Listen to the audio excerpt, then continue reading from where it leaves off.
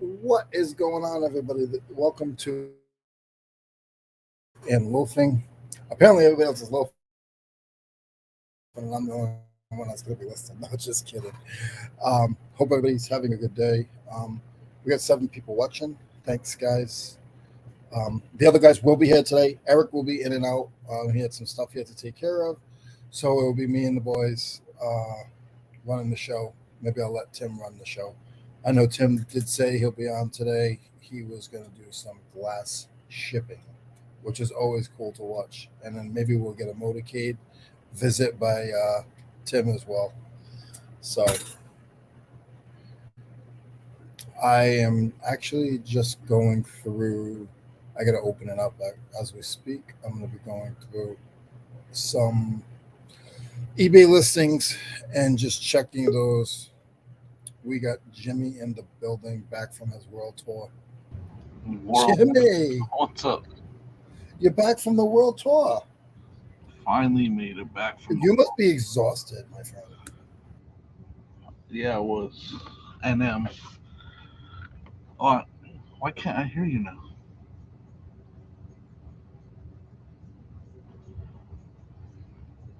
Say something. Maybe it could be my end.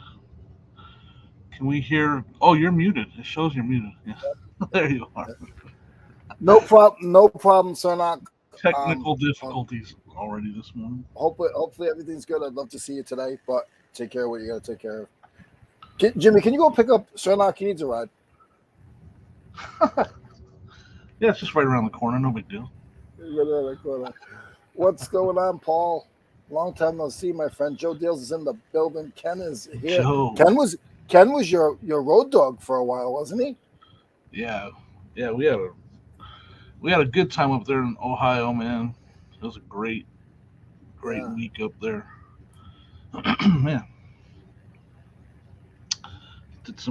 found some really good items. Had really good time just hanging out and joking around, having fun.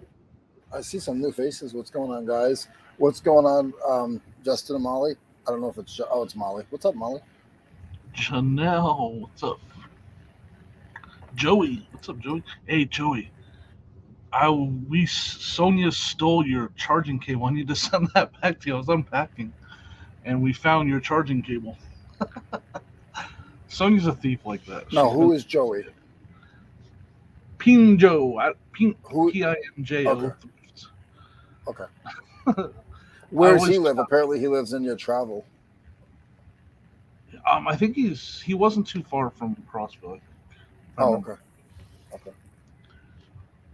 Cool, super cool. He let Sonia borrow a charging cable, and then Sonia just took it. I was unpacking my bag. I was like, "Oh, look, this isn't mine." And so he's like, "Oh my gosh, I borrowed that from Joey. I never gave it back." That's funny. She's a thief. Funny. No, she's not. I'm protecting you, Sonia. I know she was always watching. Yeah, it was an accident. It just ended up. Oh, okay. He's in. Oh, so he's not that far. He's way up in Virginia. Yeah. Did you go to the 100-mile yard sale? Did I meet you and just didn't know it? I did not. No, not you. Joe, you wise guy. Well, no, I did not. Leroy. I would meet by accident. No, you. Yeah, that. I know I'm possible. Yeah. If I saw you if I saw you at a restaurant or something, I would know. This is too early for me. And I know it's. You have to ignore me. Is it? It's 7:30 here. It's 7:30. But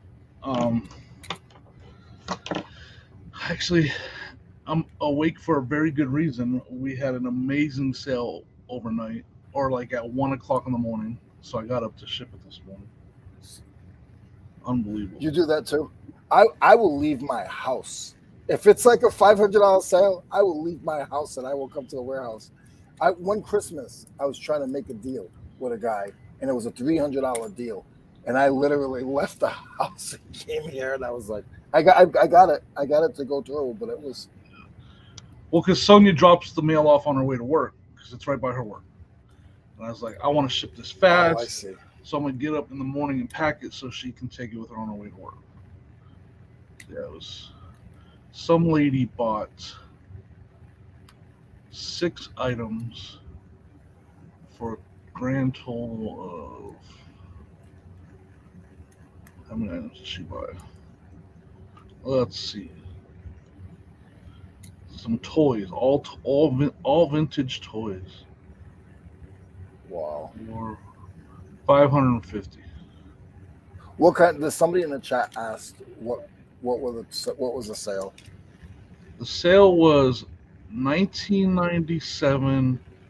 The brand was Meritus, Meritus. I love to shop in my very own supermarket, and it was all the toys. They're like supermarket shelves with food on them, and then a Wow. cash register. We have a special guest. We have OBX Builders. You see what I'm doing today? Believe me, Well, I'd rather be listening. No, so You might want to put a level on that part over there too. Yeah, it looks a little crooked there, sir. Ground. I'm in the marsh. Oh, you are. Oh, gotcha. Yeah, look at this. It's nice. I've actually got to make a little lumber run. I need 2 pieces. I bought a 20 by 20 storage unit for $20, filled with construction equipment. What? So, Joe, oh, look at that. Oh, wow. That's long. Yeah, it's 44 feet. And so that's the rip, right? Yeah. So that's what I'm doing today is putting deck boards on that. I got to fill in. I had to cut out this piece of deck. Like, yeah, it's been fun. So if anybody needs any side work, do not call Eric, or it's $1,000 a day. You call Leroy. No, don't call me. I retired. They better call Tyrone. Right. Ain't nobody home. Hey, Joe.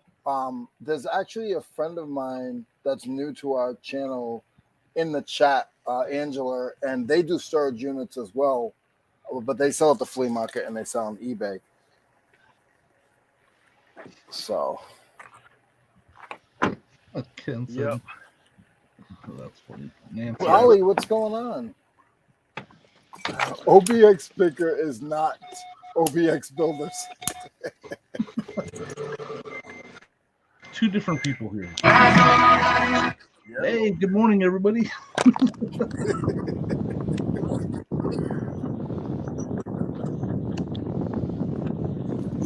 So what is it, coffee time? What are you said I'm union not worker? OBX builder?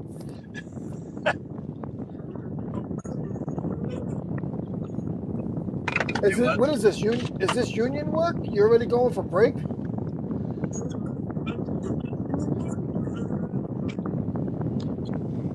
I went over 2 bridges to get here.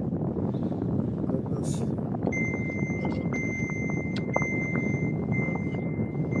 Where's I'm in the boondocks.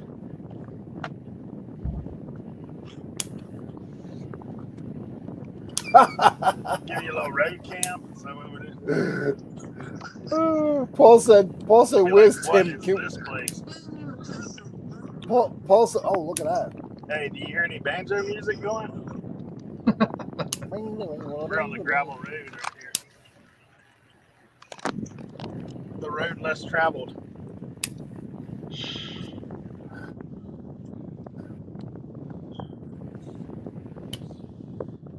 You know how I was telling Tim about country music last week?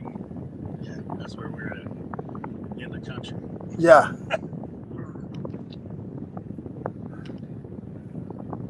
Did you see, Jimmy, did you see Paul's message? Which one? What he said, where's Tim? We need a double motorcade.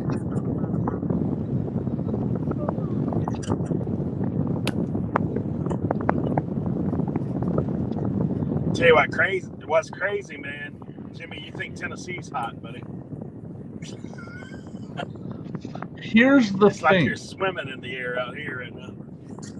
I didn't think it was that hot. I just was sweating everywhere. Like, that's what was weird My about it. shirt ain't really this color.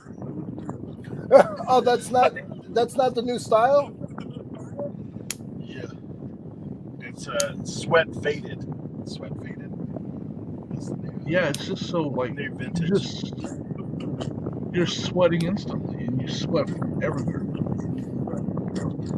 Yeah, it's like soup out here. Thanks.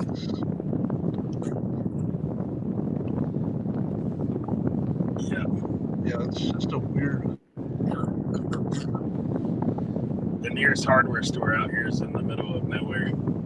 How long is the nearest hardware Then store? you should be almost there. It's 10 minutes, but you got to go through the woods to get there. Those guys are out there timbering their own lumber. Not quite that bad, but you think it is. Yeah. So Jimmy, you got that all shipped out? Yeah. Got it all dialed in and shipped out. Pretty exciting. Hey, Leroy, I appreciate your comment there on my YouTube. Welcome me to the community. You're welcome. You're welcome. I woke up at like 2 a.m. and I saw this video from Obxpicker. I was like, "Who's this guy? Is he new? He must be new." Wait, there's a video out? Oh, see, there's a video out. I might have saw Yeah, it. actually released a video, guys. Released a video. The crazy thing is I have 2 more already done. You know what's happening? He's hanging out with the pros too much. What it is these old school guys are killing me. Like, they're, Old school flips and old school. It was fine when they were smaller Hey, than me, but now, these guys are going to be big time. So I gotta get in that circle again. Does that mean I gotta stop putting out videos? No, man. Not. I told you, ASMR world. Blood, sweat, ASMR. Yeah, like you need to just fire up the tool grinder and wire wheel and just clean tools all day. Before, after. Hey, that'd be a TikTok channel right there. I have TikToks on it on TikTok. Do like a TikTok live. Oh, I didn't know you could do TikTok live. There's people that work at McDonald's that just go live. Oh, I've seen that. Yes, I have. You should go and find some old golf clubs, right? Then find a really good golf club and do how to clean golf clubs and just take your grinder and grind that old thing down to nothing. Be like some $200 club, but you're actually doing it on a old club. I was watching this. That's actually a great idea. That is funny. I was watching this girl, and she was she goes around the golf courses, and she cuts golf balls in half with a pair of cutters, and she has thousands of views. Jeez, I bet it would be YouTube gold, man. Just put that thing in the vise and grind it down until it's just a thin blade. Everything. Just grab something. Just every week, grab something from the flea market and just grind it. I think he froze. Ken said, wait, you mean it helps to actually put out videos now? The good thing for Ken is by the time he puts out his 127 video, it'll be 127 2023. So he can just put 2023 on there. Nobody will know. No. How often do you go to, I think I'm froze. Am I froze? No, you're not. Wait, let's be frozen. How often do you, when you went to those sales, I did see one place that said, welcome to 4/11, 2021, I think it was last year. I did see one person with the date on it, but that's it. Yeah, I didn't even think about putting the date on there. I probably should have. It's actually not a bad idea. No, I wouldn't. Putting in the year an initial search will help. Now think down the so? road it might. Oh yeah, I think it will. Like Really? I've had videos that have done good where I was like selling toys on eBay in 2021, and that's helped the search. Yeah, and then you got all these guys like the best screwdriver. 2022. This is a top 10 screwdrivers. This little screwdriver works well. It has a yellow handle and it's all about 4 inches long. This thing is great. It's flat headed and the head is about 5/8 of an inch. Yeah, so initial views it will help, but down the road it could hurt it. But you can always just go back and change the year if you want. Not just take the year off. I see. Yep. So you Joe, haven't even check that out, Joe. I didn't know you started doing TikTok videos. There you go. Joe, put it in. I'm not through right now. I'm not in YouTube. I'm only in StreamYard. So Joe, if you have it, you could drop it in the link.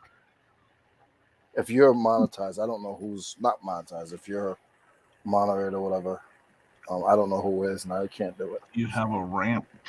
I'm not on YouTube either.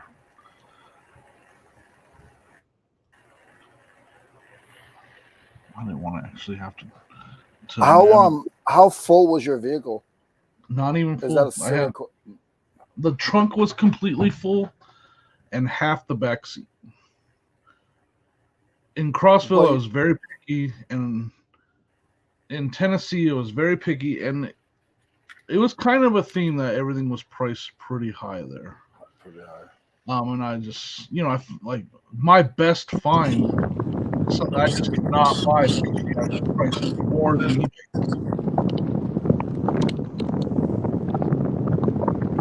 Leroy, there's your barn dominium. There we go. He really is. He is in the sticks. There you go, Joe. Thank you, buddy. Oh, we lost him again. He said it was only 10 minutes down the street. That was 40 minutes ago.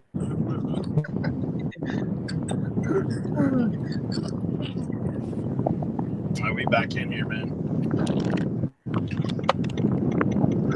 That is a good question. Jimmy, how many miles did you travel? Can I check that on my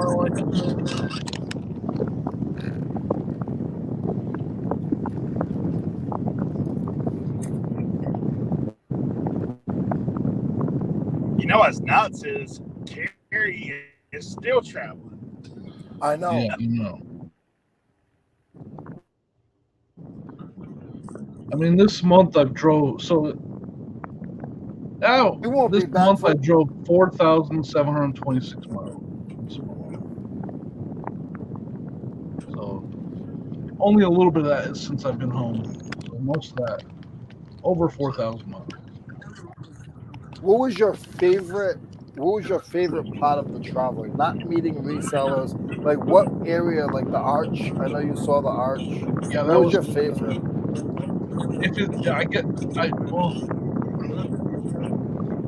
Since I can't count meeting people, because I did meet people while traveling. You can count food. Like I had the hamburger and Hattie B's. Hattie B's spicy chicken. I'm working on a video of it with Ray Nashville there. So food-wise, that was. Is Eric talking? Because I just hear noise. Is it just road noise? Yeah. Okay. No, I just wasn't sure if you were trying to. Are you just hearing road noise? Yeah. Just gonna drive. I thought he was gonna drive right into the building. He's like, yeah. Seeing that arch was really cool. I got to go hang out with Larry Layout 1 on the way home. What's up? Larry, what's going on? Just chilling. Yeah, that air conditioner's kind of loud there. Is that what that is? I couldn't barely No, hear it's you. his window though. Oh, was it? Okay. Now it's good. I think you muted himself. I need a 2x10x8 and 8-foot 1x6 as well. That'll be $38, please. Everybody put in your order. Sorry. Oh. Yeah.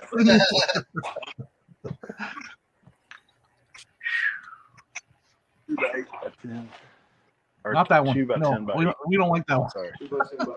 Yeah. Yes.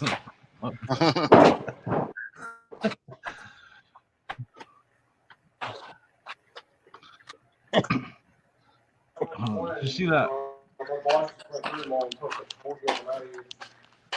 Yeah, just looking into it would be great. Where are you gonna put that in your Kia? Honestly, dude, if He's you're gonna gonna put it cut on the roof. I'll pay for the 8-footer if you just want to cut it like. Dude. That's funny how he's Eric's driving skills for yard sales is 51 next inches, level 52 stuff. inches. Oh yeah, I have to take Dramamine. Actually, you just do 53 though. I have to take Dramamine. He just doesn't know it. Yeah, like somehow you end up out of the vehicle right at the sale, and then when you go to leave, the thing is running ready to go. Like, I don't even know how he does it. And don't stop to tie your shoe Yeah. because he's waiting for you. Cernoch, have you been to the mission? Not today. I had to drop off the U-Haul today. Oh, you're just bringing it back? Yeah, I brought it back today. How was the show? It was great. Got rid of a lot of stuff, but I still have a lot of stuff. Yeah. If that makes any sense. And how did it work with the tent the way that you said you were setting it up? I was underneath a pavilion. But you still put up a tent, you said, right? Because it was supposed to rain all day, but it never rained until we left. Okay. So that was a good thing. And those shows don't have like a ton of vendors, right? What is it, about 20, 30 vendors, if that? Yeah, we had 35 vendors scheduled, 1x6x8. but a lot of them was afraid. It was showing like rain all day, thunderstorms, hail, and probably 10 vendors backed out at the last minute. That's good for you. It was. It actually was. Yeah. So I was like, I'll take it. I don't care. Yeah, 1x6. But we did. I did really well. I keep on saying we. It was a one-man show, baby. Boys, nothing. You were all by yourself. I was all Cohen had school yesterday. So I didn't want to get I didn't want something to happen and he missed school or something like that. So it was like I got you. All right, I'll just pull Tim, I'm coming. Tim, I gotta grab you, buddy. For some reason, hold on. I did something. Tim, I'm trying, buddy. I'm doing something. There we go. Tim, when you're ready, I'm ready. Give me thumbs up. Okay. It's got it. Oh, the shipping department. I should probably list. Yeah. I'm gonna go do something. List something for me today, guys. Hey, I know Cernoch and Tim just joined. Did you guys see that new guy that started doing YouTube videos? Obxpicker? Right? He put out a video. I know, right? Back, he's on the scene, folks. If you haven't heard of him, he's on the scene. He's just a fake YouTuber, fake reseller. That guy. Yeah. Oh, you think he has like 2,000 subscribers? He must have bought those last night. Absolutely, yeah. Oh man, I just don't know where to start I call it the rehab. You know what I'm saying? Like putting everything back, and it's like it's all upstairs on my couch. Is that like a pop-up or what? Yeah. That's cool. Yeah, so it was a lot of fun. I have like this local friend of mine that he does. Like I always run into him at estate sales and at the bins and stuff, and he does those like crazy. But he's always doing them when I'm at yard sales, so I haven't been to one. I don't think it's fair that Eric put us on mute when he's doing his credit card information. Right? What's up with that? What's Eric doing right now? Oh, he's building. He's building a deck. Yeah, he's buying lumber right now. Yeah. Oh man, that's not fun. No. Do you think he's gonna grab a gumball from that jar of candy right there? You think he will? I can't see it. I think he can hear us, and he's gonna grab a gumball from that gumball, or a pack of gum, whatever it is, from that candy dish right there. Come on, Eric. Grab it, Eric. You Get can do it, Eric. Get some candy. Don't be a wimp. Come on. Nobody sees you. Right? Hey, Tim, great sale last night. Yeah, last night was good, man. We had a great turnout. We had a lot of new buyers. There was like 50 people in there. Wow. Was that those hats? That's just half. No, was that the hats? No, that's that today, was his glass show. That's today? That was his Okay. glass show.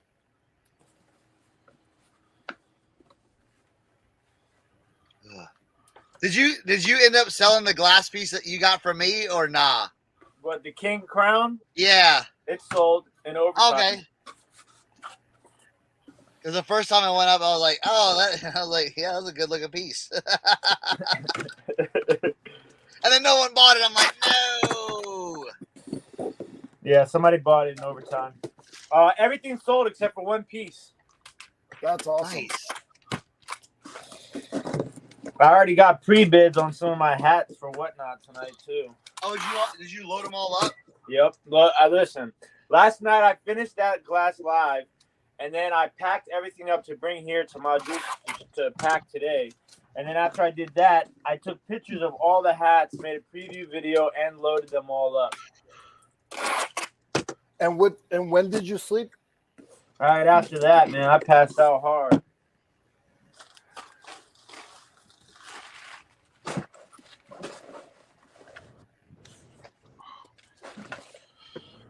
And then I got a card show I got the hat show tonight, card show Thursday night.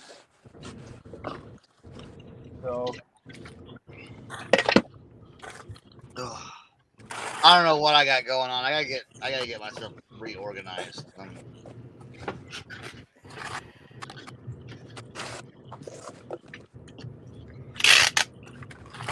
I've been reshaping hats in my kitchen for the last 3 days. Nice. Dude, Tim, I saw your Instagram stuff. You getting the cleaning on? A little bit of everything, man. Shape You it guys saw how dirty those hats were when I found them. Remember? Yeah. It's crazy to me. Yeah. There's that one Charlotte Well, you Hornets said one the that I water sent to you the- guys in the group chat, the color block one. I was going to put it in the sale, but I was like, I don't know, man. I think I'm going to try and list that one. What would you list that for? 50, 60 bucks or not? What brand was it? Damn.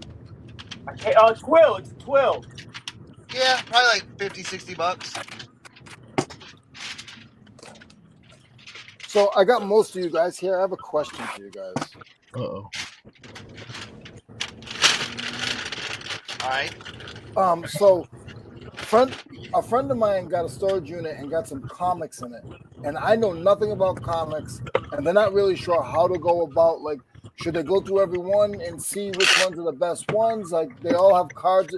I would never sell them all in the boxes because you're gonna like, what do you do? Like, Tim, when you buy cards and you buy a whole box of cards, do you really try to go and just check them all? Well, I mean, I know, but if I didn't know, then yeah, you have to, or else one's going to slip through the cracks, and that one might be the one that pays for everything. Yeah. What does he have, like, off the top of your dome? What I don't know. Angela's actually in the chat. She's new to our channel, but she might say, but I don't know exactly. Yeah, what like it is. Bluegrass Thrift said, dude, condition, age, what, Yeah. like, Is it a first edition? Is Yeah. there's so many. There's a lot. Like you, There's a I feel you have to spend almost a couple of days and really focus. You do. Yeah. You do. Yeah. But here's the thing. You do have a lot of just like with baseball cards. Same thing with comics happened in the 90s. They just flooded. So you have unless you have I see a lot of people do really well with comics if they they buy a set and maybe it's like a whole series. Like, hey, I've got Spider-Man Adventures 1 through 25, and it's all the comics. Sell it as a lot like that. I've seen better than trying to do individually. Yeah. But there's they have an eBay channel that I'm an eBay. They have an eBay store that's as big as most of you guys. So they're on eBay. Okay. Yeah. I know nothing. And they got about an NES too. They got an NES with all the games and everything in this unit, Cernoch. Wow. Yep. Yeah, I agree with Back Alley. You gotta go through them all and cherry pick them. I mean, it's gonna take a long time. I bought a Pokemon collection where I knew nothing about Pokemon, and it paid off big time to go through and find the good stuff. Yeah. So it can't. So even if it's like a rainy day, even if you put a pile away for a rainy day, you just go through them and just search them. And you could scan those now, right? Can't you scan that stuff and it will come up like on Google Lens or whatever? Yeah, But the comics. You could just. Okay. 80s, 90s. Oh, go ahead. Yeah. Turtles, Superman, Spider-Man, all boarded in plastic, over 1K bought. Yeah, I mean, again, you're just gonna have to go through there, Another thing you could do is to say it, but another thing you could do is look up if you know who made the turtle and the comics that are turtles, type that into eBay just a generic title, and then sort highest price and just get an idea of which ones are selling you for look the most. out for. If you don't want to go through every one and look every single one up, you can put in the specific comic and sort highest price. But maybe when you do that, you'll see that a bunch of them are selling for good, and then you really should dig through them. That's good, Jimmy. That's really good, because you could if she's gonna know the year. So type in 1990 Spider-Man, go from top, and then that will help you know which one are your commons and which ones you need to look out for. If you have Amazing Spider-Man 300, let me know. Don't let them know. Don't let them know, Angelo. Let me know. That's the only one I need in my collection, and it's through the roof on eBay. It's a comic that I could have bought back in the day, probably circa 95, 96, for $50. But back then, spending $50 for one comic, I was still in high school. That's outrageous. And it's just like that's the one missing comic, or like one of the missing comics I have in my collection, because back in the day I collected Spider-Man and Venom. And I have for the 90s, I have every Venom appearance, or probably 98 or 99% every Venom appearance. If he was in the book, cover, whatever, I have it in my collection. So thank you guys very much, because that's actually a good friend of mine I see every week, and they feed me sandwiches and Twinkies. So nice. I'm gonna get more Twinkies by you guys answering questions. So I appreciate it. Something more recently, like comic book and comic books too. It's maybe not everyone's about the first edition and everything like that. It's about first appearances as well. So if you have a first appearance of a popular character, back in the 90s, this was their, those become more valuable as well. But then it's one comic, but then the next one is not. It's a $3 comic. Do you search for all that stuff and have a bottle of wine, or do you? I would go crazy. No, it's like this. If you get it a good deal, put the research in to make the money. You know what I'm saying? That's kind of what we do. You know? Yeah, I mean, And that's how you learn. And like, see, they're lucky because they buy like right now. I think they're buying like 2 or 3 storage units a month, and that makes you go outside of your box. And we say that all the time. Me, I'm so stuck in my niche that I go outside of my box, but it's still sort of in where I am. Yeah. Oh yeah. I mean, there's the other way too. You could quick flip it, make a bunch of money off of it, off of someone else that will put in the work, that knows more about them. Not saying that you're not willing, but you could just, do like someone that would wholesale. I mean, there's definitely people that do stuff like that. Oh yeah, and they got people at the flea market that would grab them in second for cheap, but I think they want to try to learn, and I think they want to try to get what they can out of it. Yeah, I would do that. That's like Cernoch said, that's what we all do. But there are people that will just try to flip it quick, make a quick profit on it, and be done with it, and let the next person make their money. So I mean, exactly, options like that. But yeah, I think it would be worth your while to go through. Yeah, I would go through them first just to see, because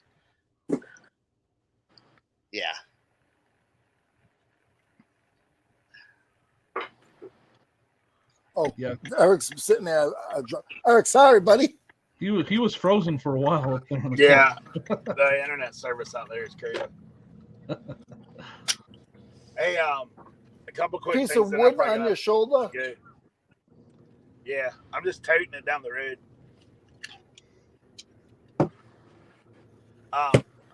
So go ahead. What were you gonna say? You guys, did you check out that Facebook group, Cernoch? Yeah. That thing's crazy, ain't it? It looks pretty interesting. I think I'm gonna just try to post some stuff every once in a while on it and see what. See what happens. I thought about just trying it out and see what had happened.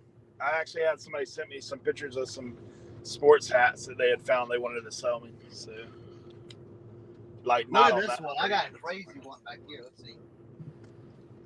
Yeah. Okay. As well. I reshaped it so it looks good. You know, if I'm showing something. All right, old Seattle Mariners, vintage. Look at that. Okay, but look, we've all heard of sports specialties, right? But have you seen this tag? Sports specialties, McGregor.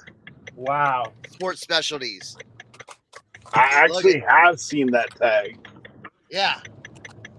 One time. There was I think it was a hat that I got. Honestly, dude, I think I got it up there. I think it was one that was in that stuff that we picked up. Yeah. All right, maybe in one that I picked up separate from that. That's the only other one I've seen there. But that predates the regular sports specialties. You know what I'm saying? Now, I don't know. I haven't done my research on the year yet, but I will. So, like, something like that, I might throw up in the group, in that Facebook group, Yeah. Well, I mean, some of the prices them jokers are getting, man. Jeez. I know. I'm like, and some of the hats I've seen, I was like, dude, I've seen these hats. Like there's a few that I've even had that were in the same one. I got this one too, the Chief Wahoo. But that's just on the regular sports specialties. Some of those, but kind of crazy. I don't know. I need to get in a pattern Facebook group. I've been selling patterns like crazy, like last couple days. I've given away so many. I got one unit and I had 6 boxes of those 70s and 80s, and I couldn't sell them to save my life, son. Well, these are all brand new, recent, more like in the last like 2 or 3 years. So, okay. Yeah. So, basically, Joanne's, all right, guys, like near us, just dumped them all off at the mission, and they had a huge, like 3 boxes of them, and I bought probably 800 patterns for $5. And there was multiples, and they had like the cards that went with them. So I spent like probably like 2 or 3 hours going through them all, sorting them out, putting them down. And the great thing, the thing that made the listing really easy, all the patterns were still up on the Joann's website. So I just took the pictures from there, and it was just like I had it all listed in probably a couple hours. So that's the only way I do patterns again, if I ever did it. But I've probably from that $5, I've probably grossed probably like $1,500. Oh yeah, Holly, what kind of patterns are you looking?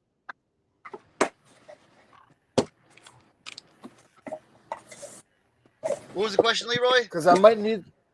No, Holly said if we had patents to let. I have patents. You know.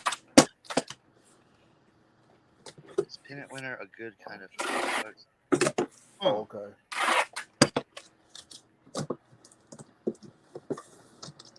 Oh, look, it says Jim's here. I was working on. So before the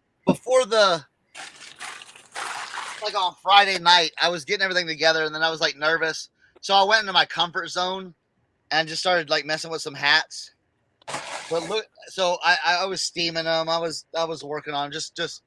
I went into my happy place. I was getting nervous about the trip and everything like that, so I was like, you know what? Let's just do some hats.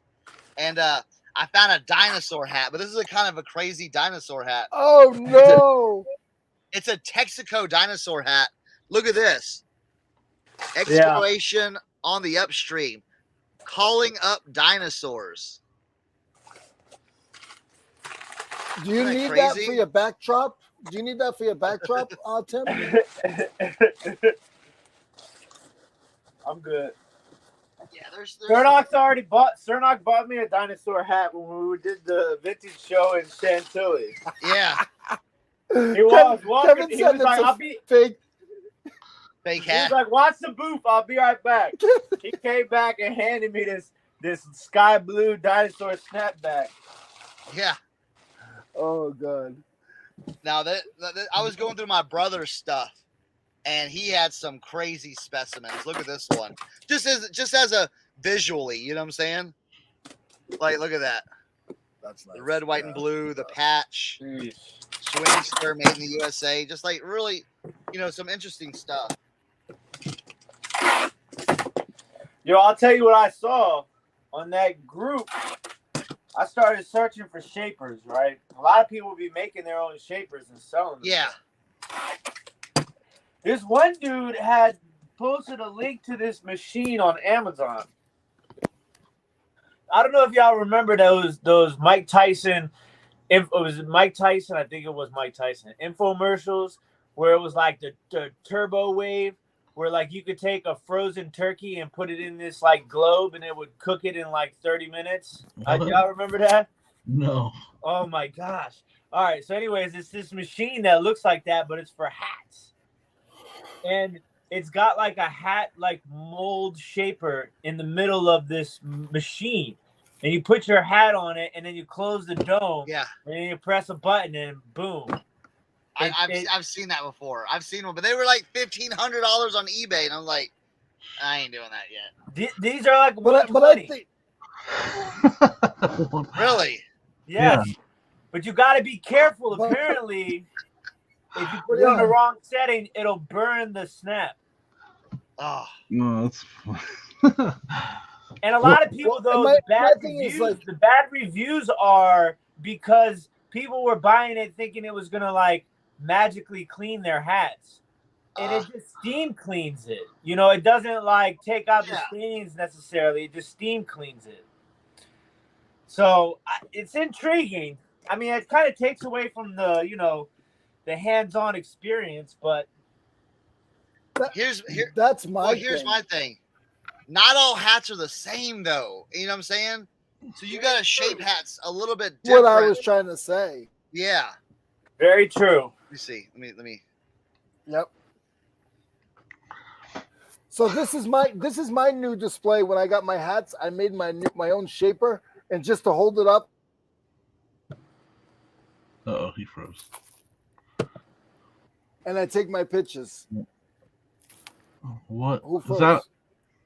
You froze. Oh, you froze again.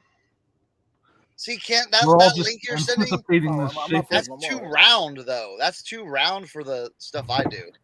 You know, like trucker hats. I mean, that would work maybe good on No, baseball caps, but I don't know. Good morning, You know what Kelly. I did? So I don't know if you saw that Shell gasoline pillbox hat that I have that's going in the sale tonight. I flipped my mold upside down and put it on the flat part. The flat.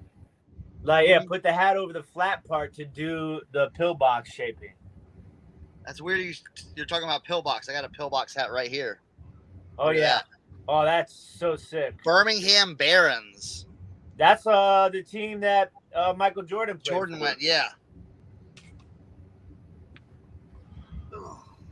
I picked up quite a few hats on my journey. I don't know why, but I did. I found an interesting one. This Schlitz, the Schlitz beer bicentennial hat. Oh, yeah. Like, that's crazy. But it's so interesting because, like what you said, is like, you know, as I was doing my hats, it's crazy how some hats are just like, you put it on there, you steam it, you shape it, and it's like, damn, that feels good. And then some of them, it's like, you take it off and you're like, God, it's difficult to get it perfect, especially with the mold that I have. So like some of them just don't, it's not like how I want it to be, but I mean, obviously it looks better than what it was. You know what I'm saying? For whatnot, it's fine, but it's truly is like an art. It's kind of crazy. Here's the thing, too. All right, I'm gonna get down to nitty gritty. Okay, a lot of these hats that people are like sending me and stuff, like, yeah, I love answering questions and stuff like that. But it's like this: for hats, you got to realize there's only a handful of hats you're gonna hit like the mega jackpot with. Yeah, you know what I'm saying?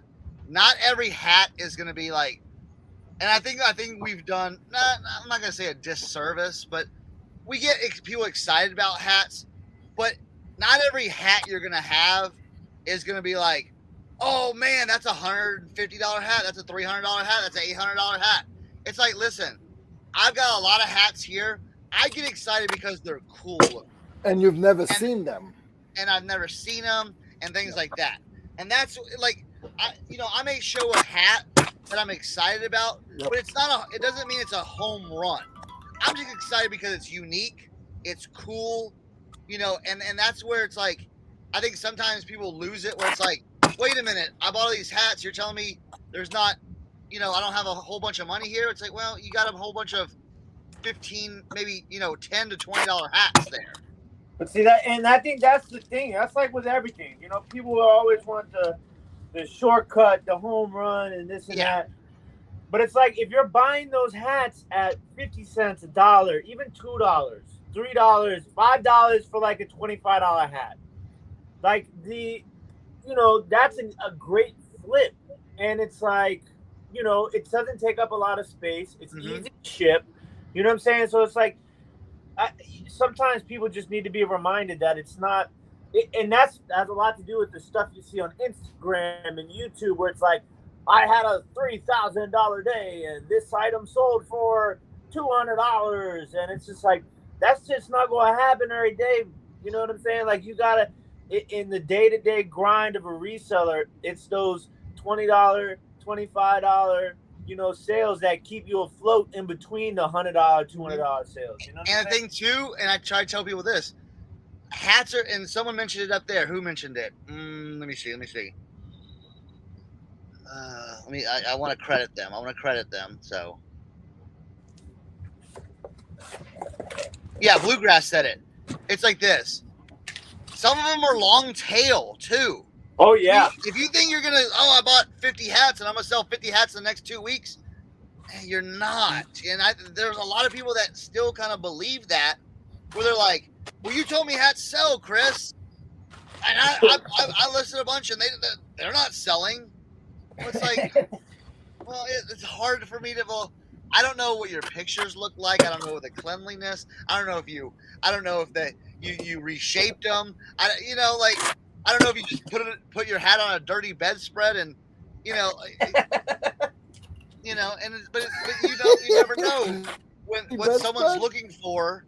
If someone's looking for a certain hat, it's like, they might have had that hat for 6 months, 9 months, a year, and someone finally comes along, goes and types in that magical keyword and goes, "Yo, that's the hat I want. I'm buying it." So it's like, yeah, and that's the other thing too. It's important. It's like the way you list your hats is so important. Like you gotta know like the word. You know what I'm saying? Like, well, that's a lot of people search for, and this is what you got to kind of think about how people are going to look it up. You might have let me find something. Let me just find a random hat.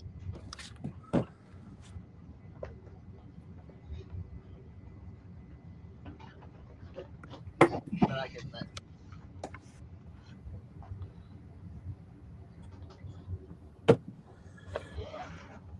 can just say something like this: Valley Systems, okay, Hatch, okay, company hat. A lot of times, what I do in my listings, if I was going to go ahead and list this in my listings, I would Google Valley Systems and find out like what state they're in or what city they're in, because sometimes just putting that city and state in the title or the description, if someone searched for their like hometown, this might pop up, or especially if it has it written on there, because I like to look up, El Campo, Texas hats or El Campo hats, where it's like maybe there's a business, from El Campo that I want to find or something like that for my hometown, so putting all that stuff in there too, Yep, it's interesting because as I was going through my hats yesterday for the live tonight, I found this one and it was like, damn, I can't remember what it was now. It was like I gotta look it up because it's gonna drive me crazy now. Right, Kent? That's exactly what we're saying. What did he say? Bottom line, reselling is hard and not for everyone.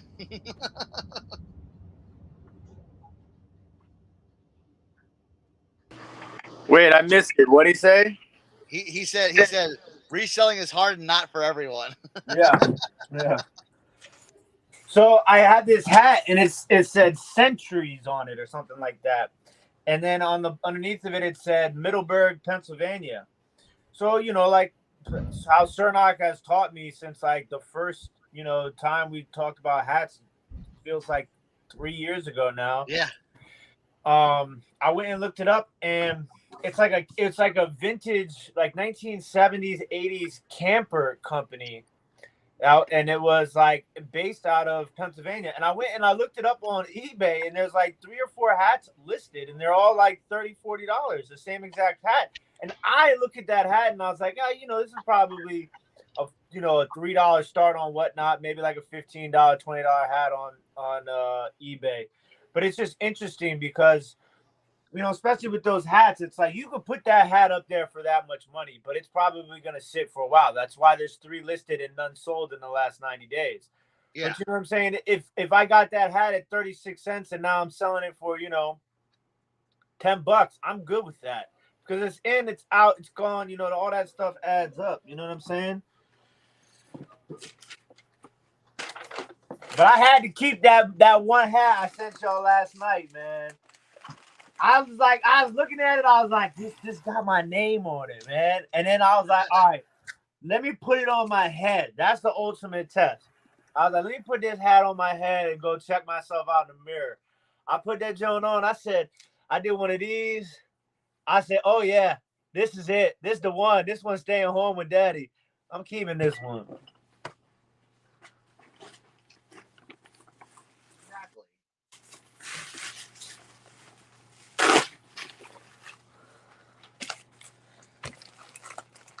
There was some guy in the group looking for Buick hats.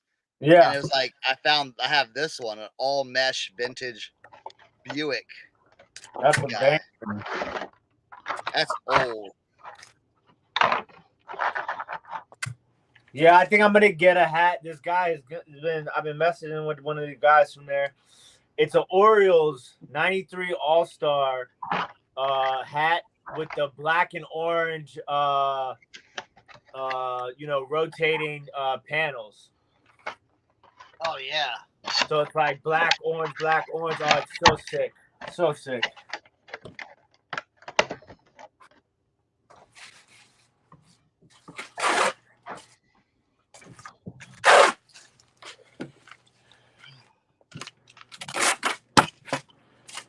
Right, Kelly?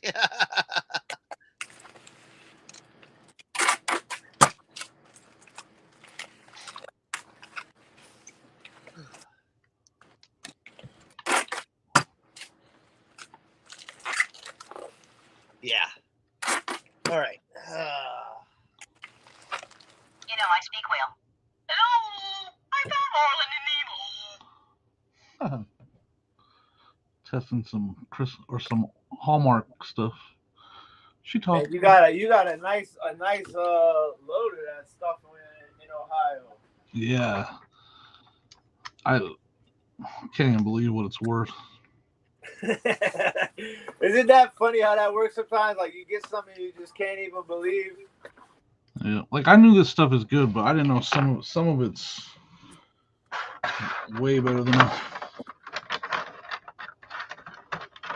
Dude, Cernoch and I, when we were at the Route 11 yard sale, what was that, last weekend before last? Yeah.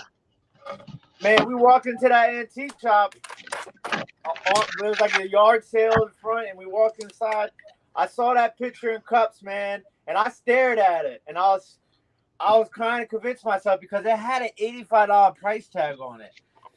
And then the woman was like, look, I pulled it out. I started looking at it, like really contemplating because I didn't know 100% what it was.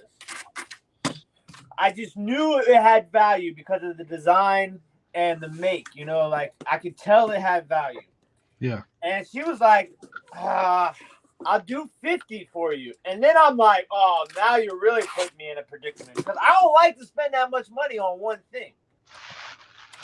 And so I'm like sitting there, like Cernochs outside having a whole full-on length conversation. He comes back inside. I'm sitting there like this with my hands on the hip, just staring at it. And the lady's like, he's staring at it, trying to find another chip, so I'll give it to him for less. Because one of the cups had chips on the rim. She was like, look, I'll do 45. I said, damn, I can't say no. Bought it for 45. Took it home. I listed it on Sunday afternoon, evening for like $250. And it sold yesterday morning. Asking price, no offer, nothing. $250 paid out the door. Crazy. That's the type of stuff I like. If I'm gonna spend $50, that thing has got to be. I can't be sitting on a $50 investment for that long. I probably could have listed it for more, but it probably would have sat for longer. Yep. But that'd be sometimes you gotta trust your gut, And sometimes you should say no. Like I was at the flea market this weekend. They had an Xbox 360, 2 controllers, but it's missing a power cord, which I didn't realize. Black Wii with the power cords and a nunchuck, and she was like $20 for all of it. I was like, I don't know, man. But I said, screw it. I bought it for $20, but I'm probably only gonna make like $50 on it total, right? Something around there. Yeah, but probably sells for like $30-$40. The Xbox 360 with the 2 controllers untested, probably like $20-$25. Wait, what? They had at Goodwill yesterday. They had a original Nintendo, 2 controllers, and like 3 games. It was like Super Mario Brothers, and like nothing. The ones everyone has. They wanted $145 for it. I was like, what? At Goodwill. Yeah, but I caught them slipping on this. I saw this. I was like, oh hell, what's this? What are they gonna want for this? $9.99. Wow. I'm like, someone messed up. I don't know. See, I might take that Facebook group. I might take some of the stuff like this. Apache Offshore Grand Prix of Miami, 1986 powerboat racing. I'm sorry. I'm testing these. I can't get the battery Is out. that you? Yeah, it was Marty Moose, man. I couldn't get the battery out. I was testing it. Sorry. I was trying to get the battery out. It's these little batteries, so they're a pain in the butt to get out. Sorry, Cernoch. I did not mean to do that. No. Look at this. I picked these up at Gabe's, brand new in the package. These are from 2012. Nice, man. And they were only $12.99 a piece. They had 2 sets, and I bought them. So you have 2 sets of all 4? Yeah, all 4. Yeah. You're asking for a set. You don't. Yeah, I'm gonna list them as a set. How much are you gonna ask for that? There's Probably 200. Wow, that's good. You know what I'm saying? Yep.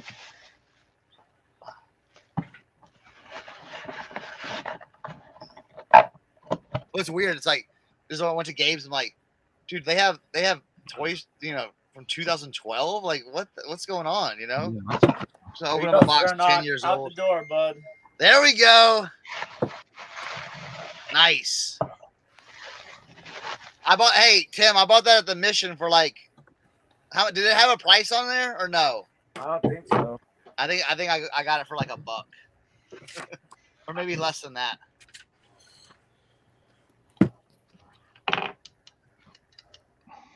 We got Dumbo. Yeah, the only thing about Gabe's is though, some Gabe's, like Tommy has a Gabe's near him, and his Gabe's is terrible. Noise Gabe's is worse than my Gabe's.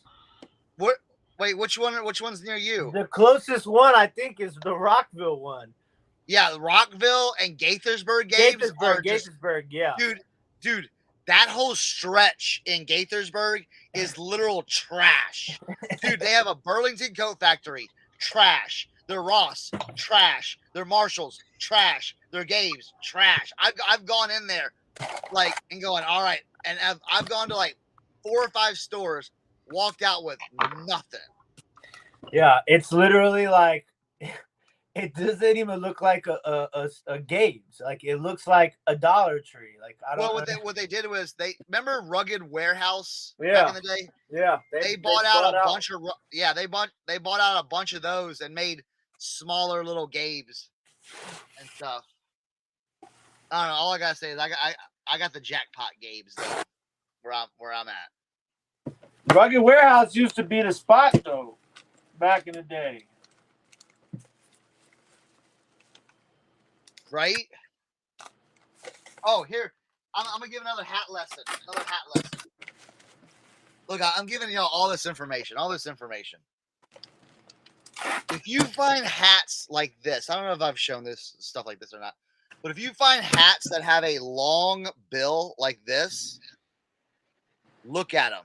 And if you get them cheap, pick them up. These are like fly fishing hats. Certain brands can. I found some Orvis ones before, and I found like 3 of them. Vintage Orvis fly fishing hats. They sold for like $75 a piece. Jeez. So check out. You might be like, oh, those look funny, haha. Like I got a big, a big bill. But look, these certain ones sell. Just saying. Radio check.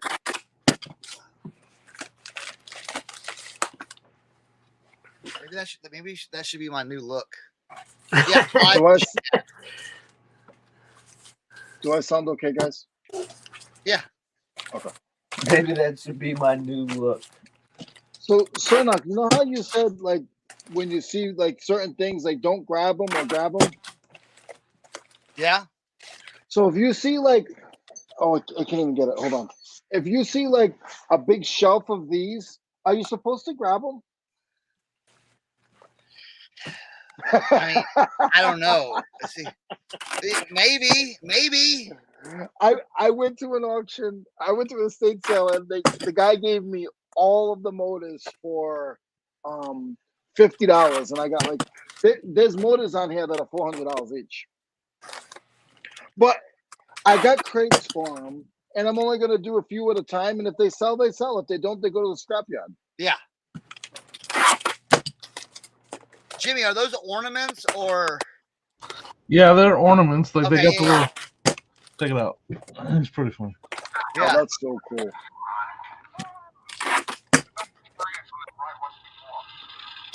So it's got the sound and everything. That's awesome. Yeah. Yeah, What pretty cool. are some of those what are some of those going for? They literally ranged from $15 to $250. Yeah. The Harry Potter one's the best one for like $250. Now, are those the Hallmark keepsake ones? Yeah, so Okay. they're Hallmark keepsake, magic sound. Okay, yeah. I have.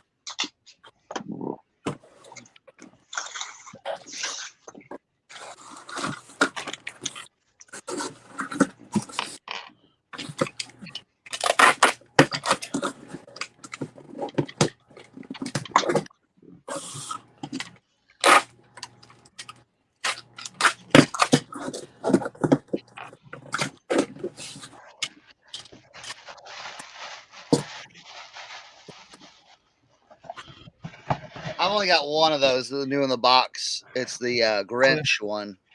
That's cool. Oh no, let's see. Let me scan it.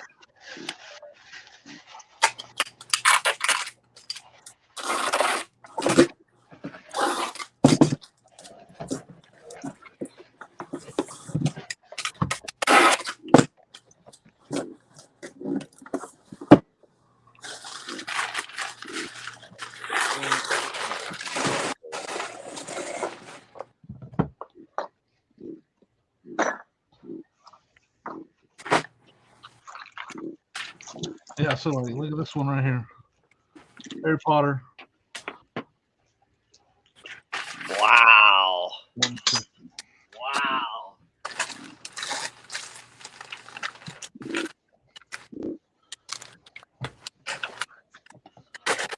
And did you get those all in a lot? Yeah, so I'm working on that video for that one. Oh, okay. But yeah, I made a deal on all of them.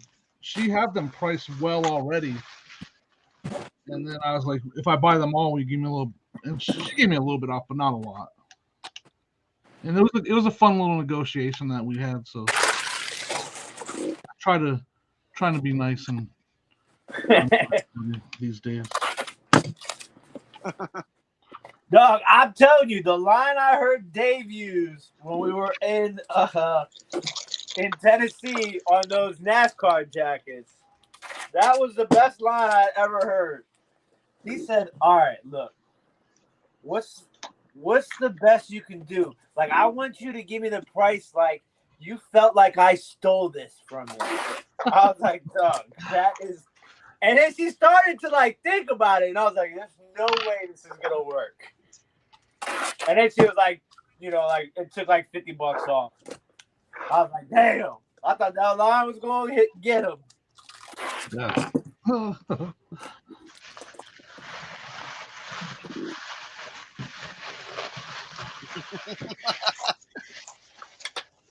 I want the spit in your face offensive offer.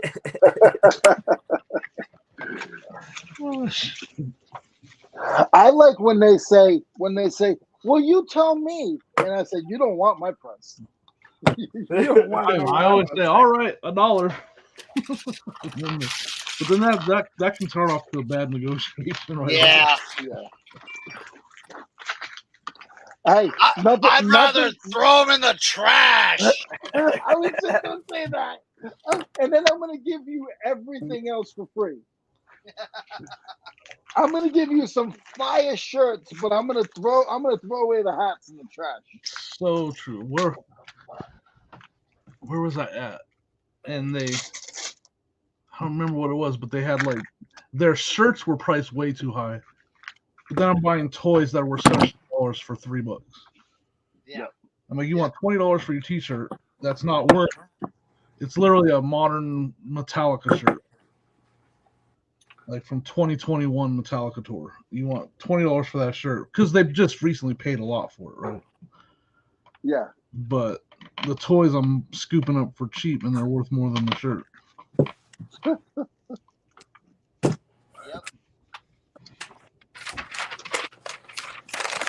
Now that I got those tested, I can listen. You guys want to see the Furbies I found? Are they demonic Furbies? No, they're just mint Furbies. Really? Pretty awesome. That was another one of my great finds up there. Were they all the box or they unboxed? I'll go grab them.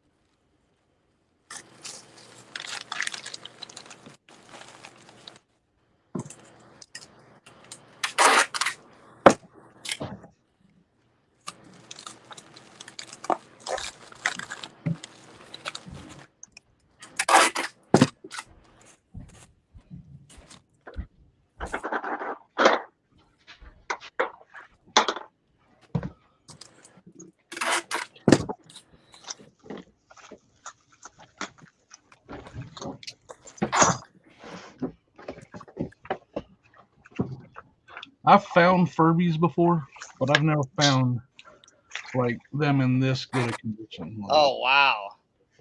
Like sealed. Like there's a little bit, but I mean the box is just like perfect, you know. Yeah, right. Found 4 of them, $15 each. What year are they from? 90, 98. Nice. Yeah, like those boxes are so perfect, man. Yeah, I found the black one right there, and I found 4 of them. Wow. I just scooped them up real quick and saw them from across the garage. I was like, oh, what are those? Yeah, like, ooh, let me go figure that out. I'll probably be listing those this week. Soon, actually. Yeah, I couldn't. Like I said, I've never found Furbies with the box in that good condition before. Like, I found them plenty of times, but never in that good a condition. That's awesome. I want to show and tell all my hats, but there's quite a few of them. And I just know how you guys like hats. They got like 10 bangers. And then they just go, ooh. All right, let me see if I can find them. I don't think I got anything great, but they were all decent stuff. Again, like we said, they don't have to be, Hey, Susie.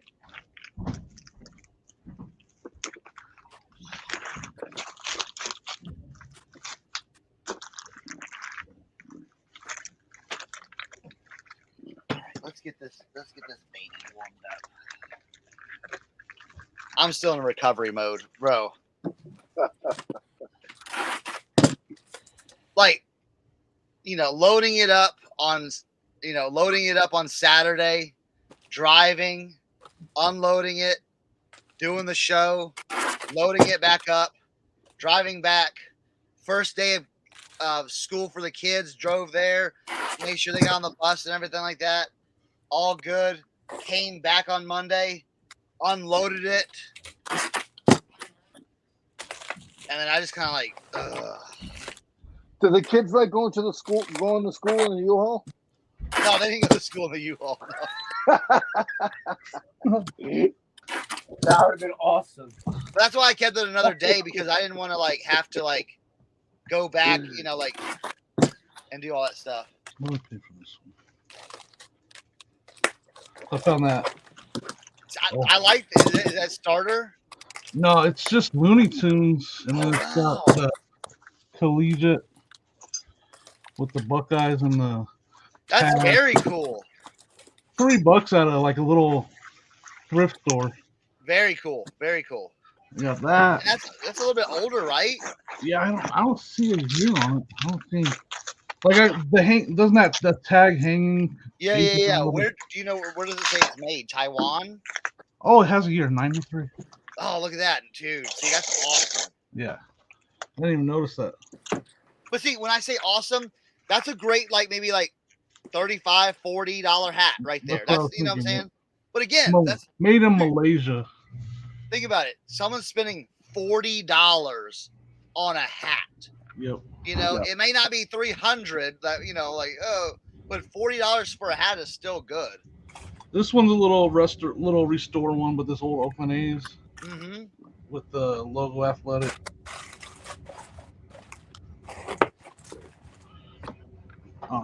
Little Dale Jarrett rope. There we go. Yeah. Auto. Made in Thailand. Nothing. Little Rusty Wallace rope. Yeah, those are cool. Yeah. 1989. Made in USA. Sports Image. Oh yeah. So Sports Image is like the brand that had all the licensing right, but like before like Chase Authentics, like probably like 93 or like from like 90 to like 95 ish. Little foam. I have a similar one to that. Hold on, let me see. Hold on. Adjust a tab. Is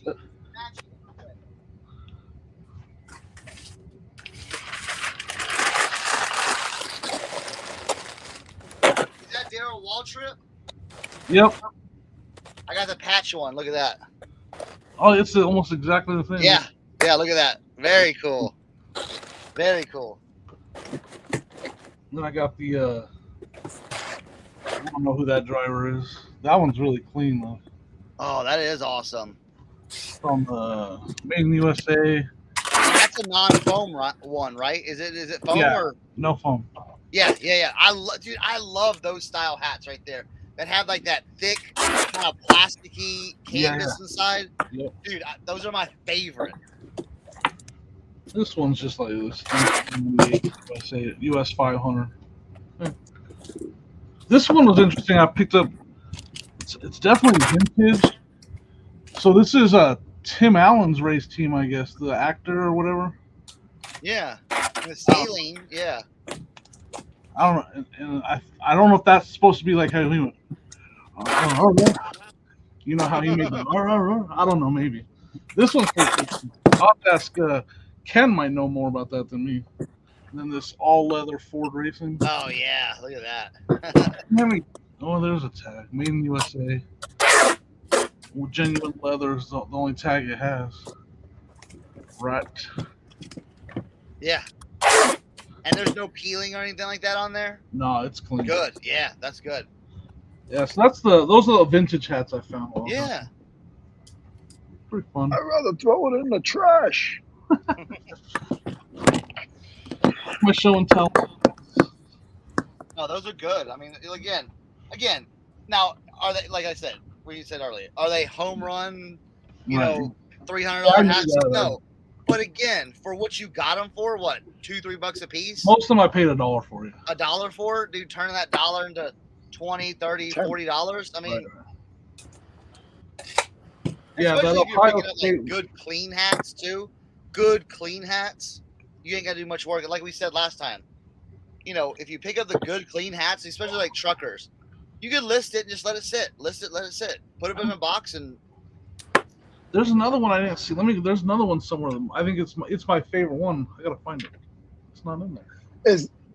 Hey Ken, is that not Ken? Ken, is that wrench?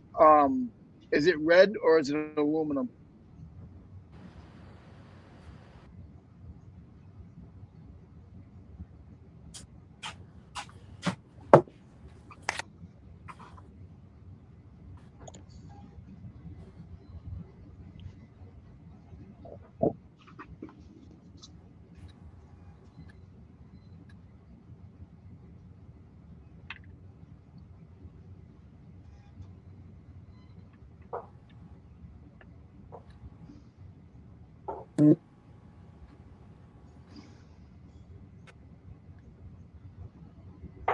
On mine, the Dale Waldrop looks like it's a Pontiac. But it doesn't have a Pontiac logo, though. But the front does. I'll show you that one. Kind of looks like a Pontiac logo, right? Or Pontiac front.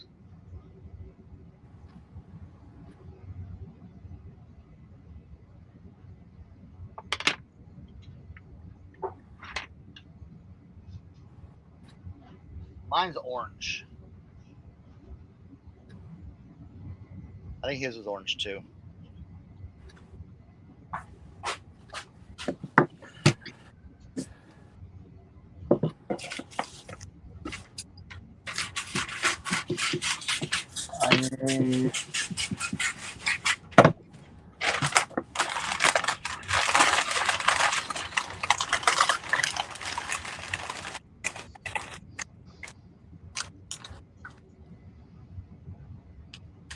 I get to like 8 packages, and that's when I'm like, man, I don't want to pack. Push through it. I mean, I have to, but you know what I'm saying? I think that's the number. Like that first 8, you fly through, and then after that, you're kind of just like, ugh.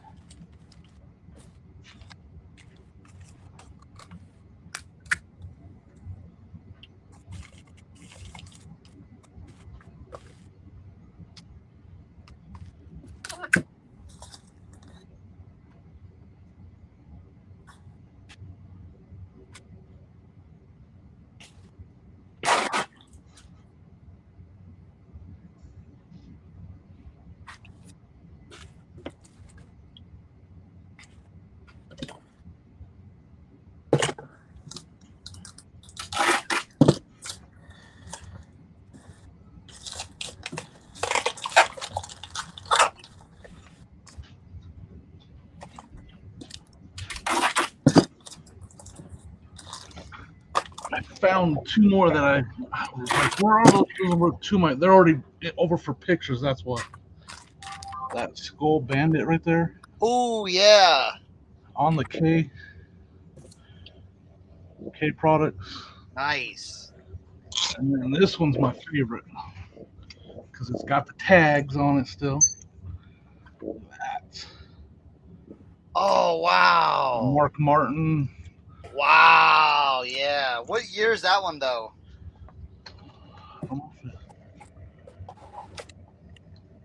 Oh, it's on the side right here. So I was able to age it by the Salute to You tour, I think. That Mark Martin. Was that 2006 maybe? Let's see. Might be a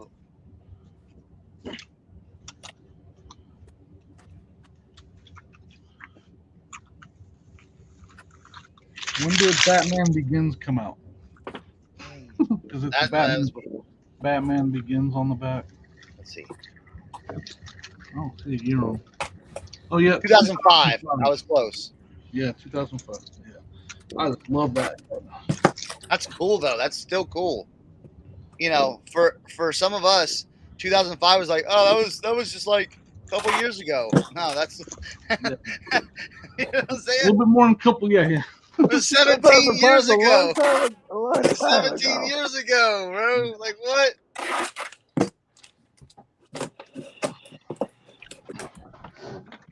Damn. Yeah. Oh man. It looks more beautiful every time I see it. Look, it's finished. It's so nice. It's finished. With the yellow snap too. Yep. God. I love it. Oh, man, that's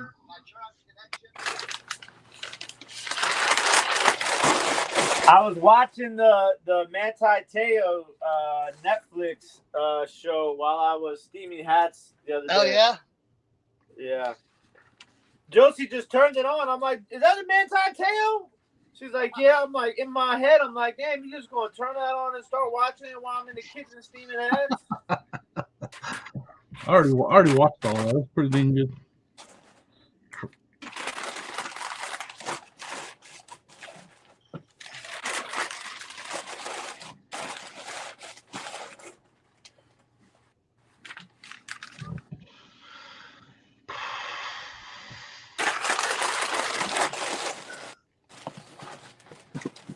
All right, now it's time to work. I don't want to, but I'm going to.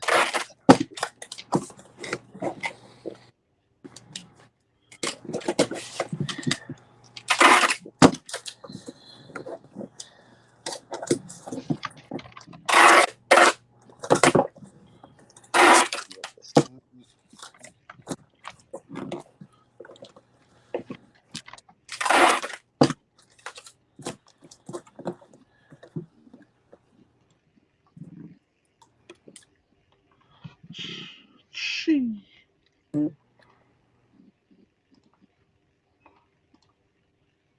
So next week when Eric comes back, are we all gonna ask him construction questions like how to build? Yes. Yes.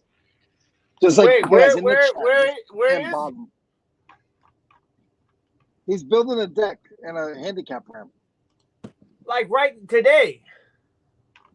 Like right now. Yeah, that's what he's doing right now.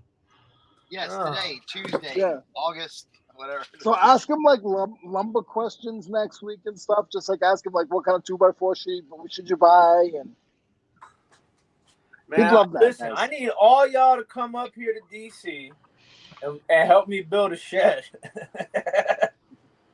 I'll do it. You couldn't afford me, but I'll do it. I want one free night at. I want one free night at the Walmart bar. Yes, Jimmy is working, Sonia. So I started working just He in didn't time. say Look at anything. He didn't was say doing- anything bad about you today, Sonia. I didn't agree with him. I on called her. nothing he said. I called her a thief earlier. I did. So thanks for covering for me, though, Leroy.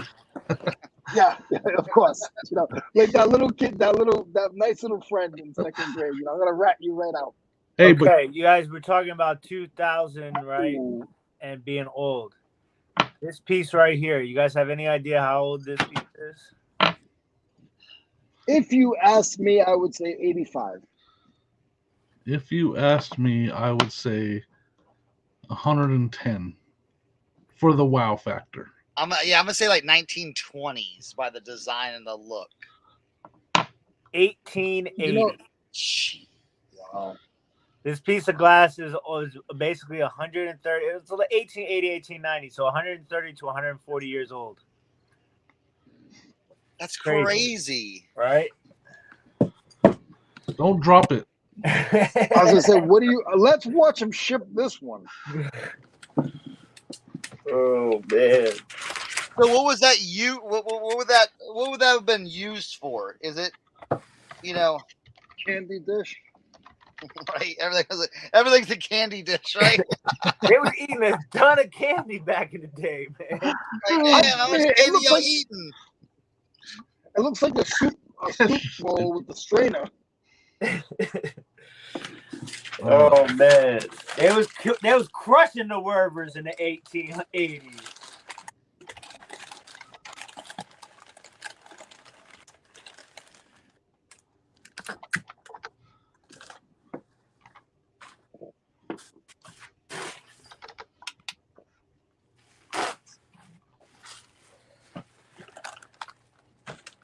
Tim, we're gonna watch this one. We're gonna watch this one up here. Yeah, Yes. don't get nervous or anything. Ugh. It's like riding a bike, right? Yep.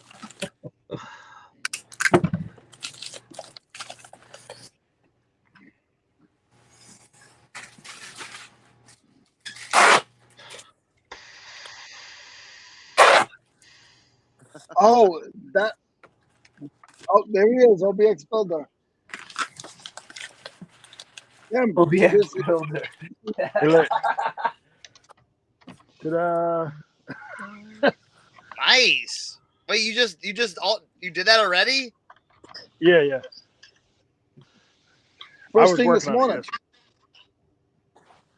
Nah, what I'm doing right now is trying to box in this bottom, which is a pain in the butt. Had to cut the piling off. Nice. You want to build a shed, Tim? I mean, at this point, I would say build one. I would say build one. I don't know if it to me, it would just depend about the cost. You know, like the cost of Depends on how big a materials shed you want. might be more expensive than just buying the shed at this point. But the It's cost of just finding materials one the and right time. size, you know. I'll tell you what, if you buy a shell, I'll come up and help you put shells in it. I wish Why I are could you get trying to? I ain't like as big as this garage. That would be ideal. mine's 14 by 24. So I have 16 foot of shelves on either side and down the middle, and then I use the last 8 feet for everything else. But I would say this, like when I got my shed, I needed a shed, so I didn't get it as planned out as what I wanted to. So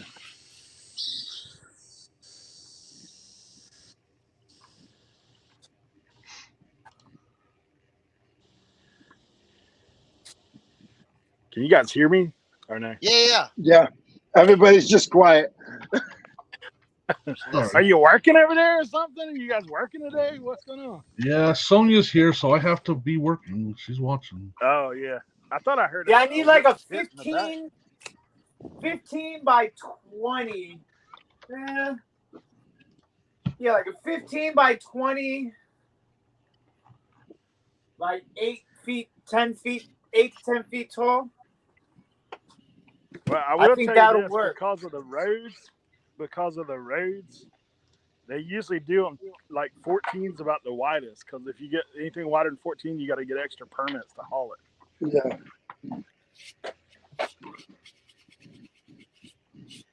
But you can go longer.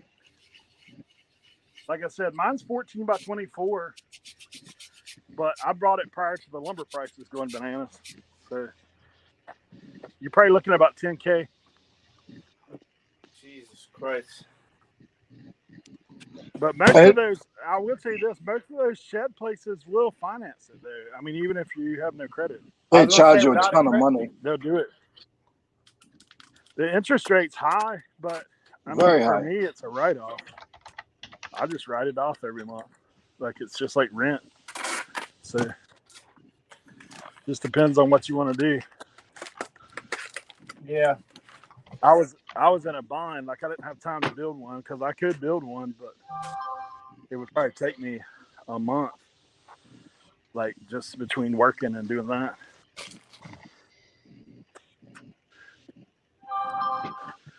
Yeah, there's a lot of them places. I don't know where you're at. Like I'm sure just outside of town there'd be a bunch of those places like that. Everybody's calling you ZZ Top. I know, Kevin, man. Garage Sale Nation calling me that. That's all right. If you got ZZ Top memorabilia, just send it to me. I'll go ahead and throw an autograph on it for you. Small fee. Would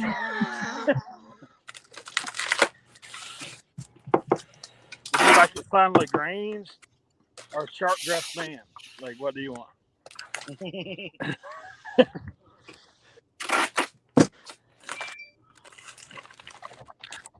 I've actually trimmed my beard, guys. It's not as long as what it was. Maybe that's why it looks so sharp. I got the Peppy Le Pew going down the middle now. The silver streak.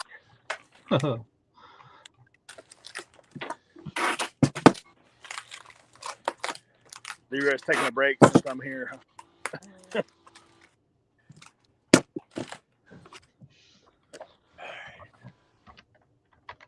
Oh, Lord. I'm taking a break because I got to get something to drink. I think I've done sweated out a gallon this morning. Right.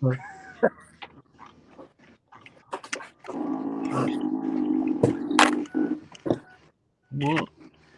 Oh, that's that. Yeah, look at all this lumber extra I got to deal with. This is all the deck boards I got to cut today.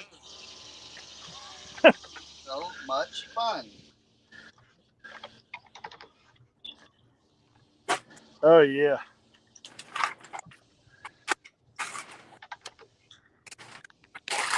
It's a good project, though.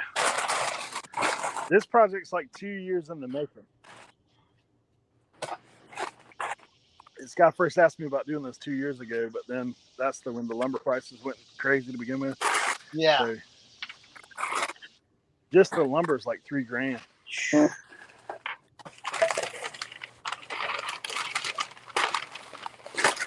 Tim, what about a basement? You don't have a basement? I do, but we're building an apartment down there. Oh.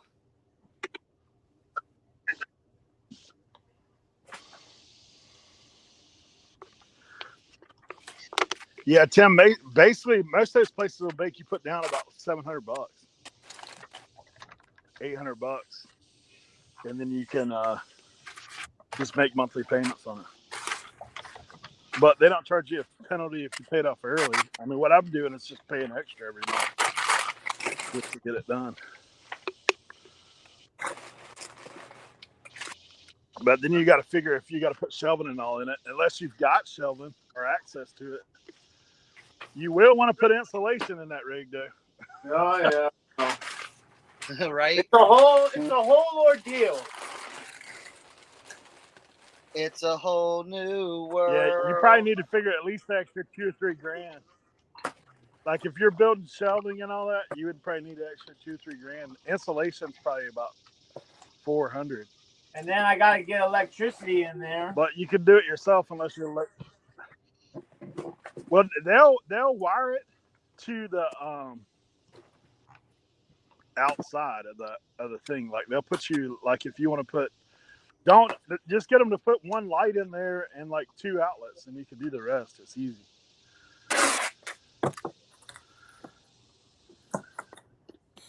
Yeah, I'm gonna have to wait for that. I'm gonna have to wait for that YouTube check to come in before I start worrying about the shed. Yeah. You got to get on that old school plan. I'm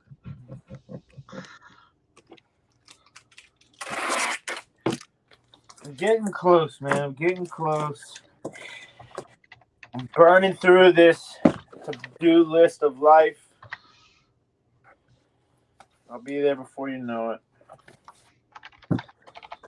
Hey, at least you're in the house. Well,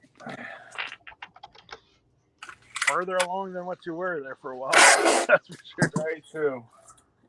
Right. No squatters. Still waiting for my damn refrigerator, though. I've been getting the runaround from Wayfair and Samsung. Oh, yeah. Oh, you got a Samsung refrigerator? Yeah. Yeah. I mean, damn. What's wrong with the Samsung refrigerator? I got 2 words for you. Wire harness.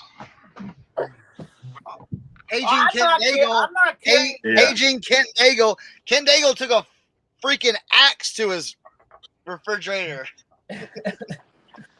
Listen, it was a bargain deal.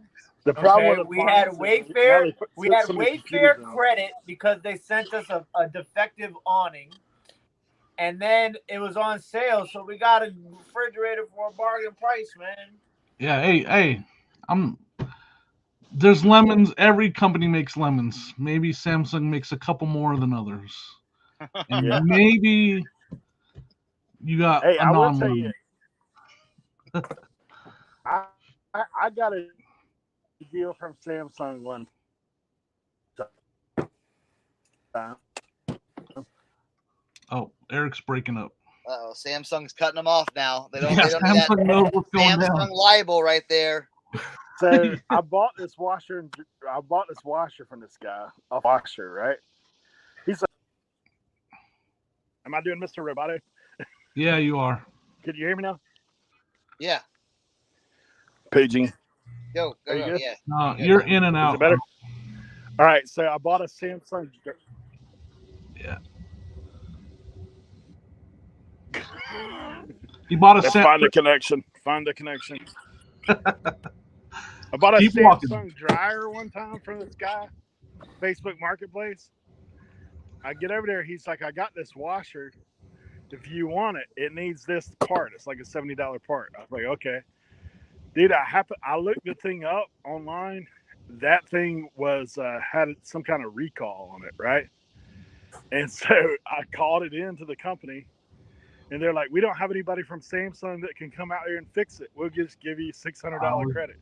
Just gonna say the worst thing about buying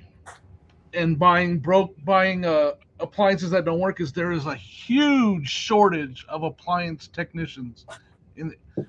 It's Yeah. one of the biggest shortages in this country is an appliance technician. So when it does break, you can't get anybody to come and fix it. I'm telling you. Listen. That's what happened with the woman who was the squatter. Destroyed our refrigerator. Oh shoot! So if anybody that wants to go into a career that you will find a job no problem, appliance technician. Right. Sorry, Eric. I think you got a signal now. Break time's over. I got to get back to work. Hey, I'll see you guys next week if I don't get back in touch with you later. All right. Sounds All good. right, man. All right. Appreciate y'all. Later. Oh, now we're in the.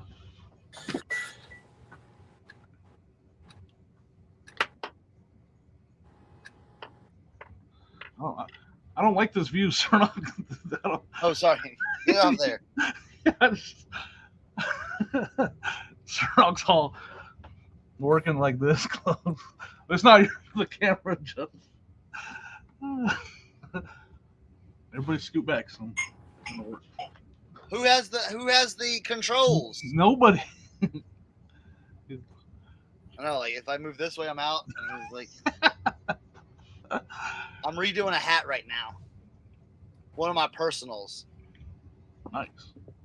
All right, I'm gonna be working still. I'm gonna be like that. Sonia, he's still working. He's still working. Maytag man is no longer lonely. I actually, yeah.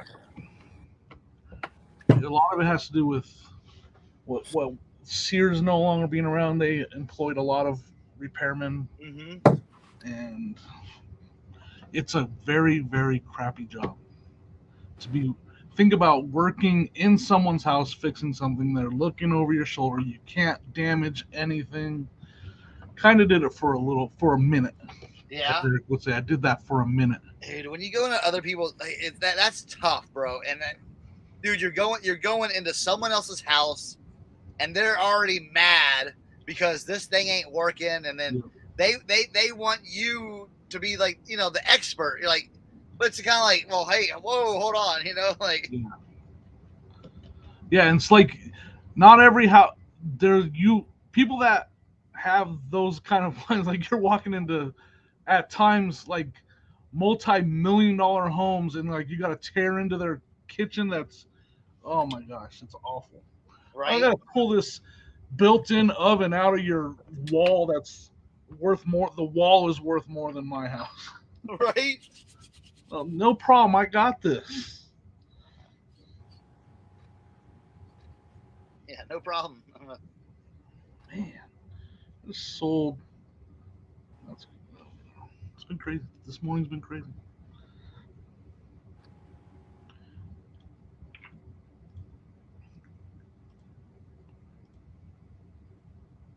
I need mine to go. Well, eBay sales. Come on.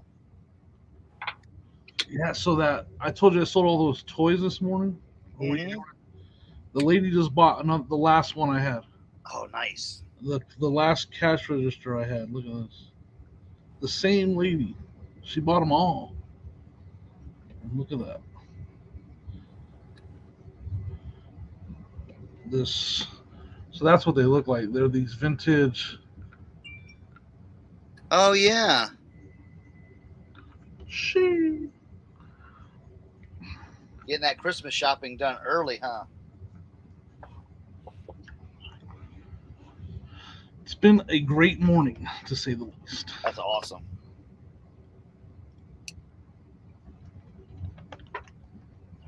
Man, that's done.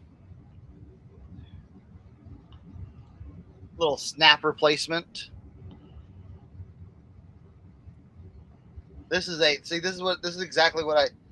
So I'll type in every once in a while. I'll type in El Campo, Texas, trucker hat or something like that. Yeah, Hoagie Lures, El Campo, Texas. that's awesome. We used to go to this place that the guy would make handmade lures and stuff like that. And I was like, oh, I gotta have that.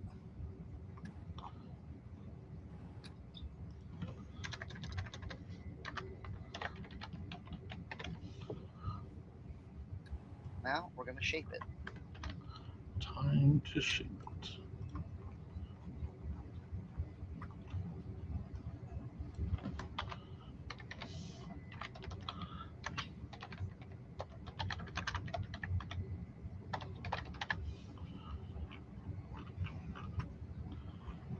And I have.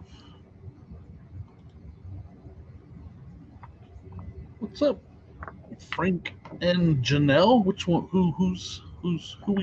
Who's here today? I saw Janelle earlier, so I'm guessing it's Frank. Is this still OBX channel? Yes, it is. This is the extreme close-up channel. Yeah, Leroy bounce that had the controls, OBX bounce that had the controls. So we're left with this. All right, Ken. Yeah, Aaron. We have taken over the channel, but we don't have any controls. So this is what you get.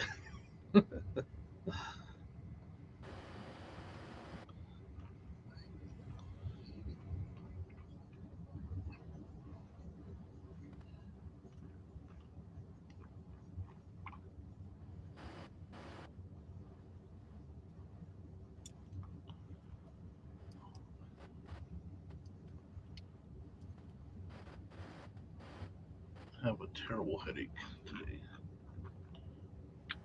Yeah, it's the Rebel stream.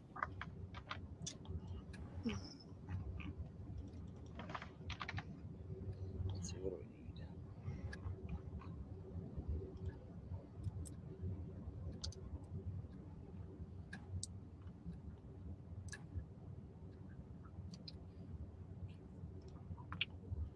All right.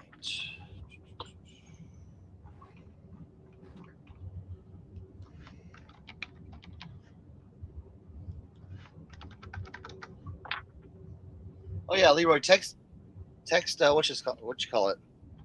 Leroy. See if he can give you the controls, or I don't know how to set that up. I don't either.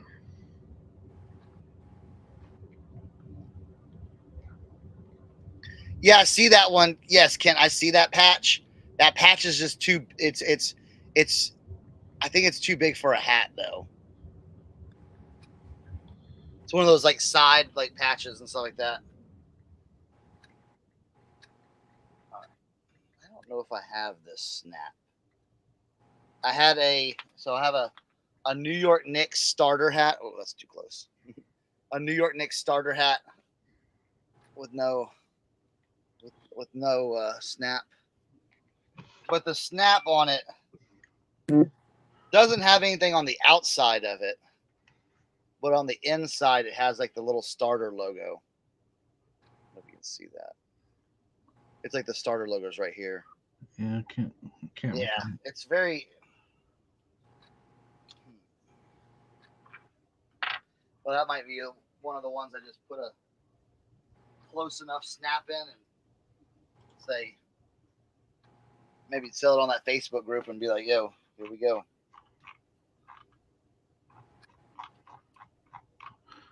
I gotta say, I'm not sure why this video format exists anyways. Why? I know, right? Why anybody would ever use this?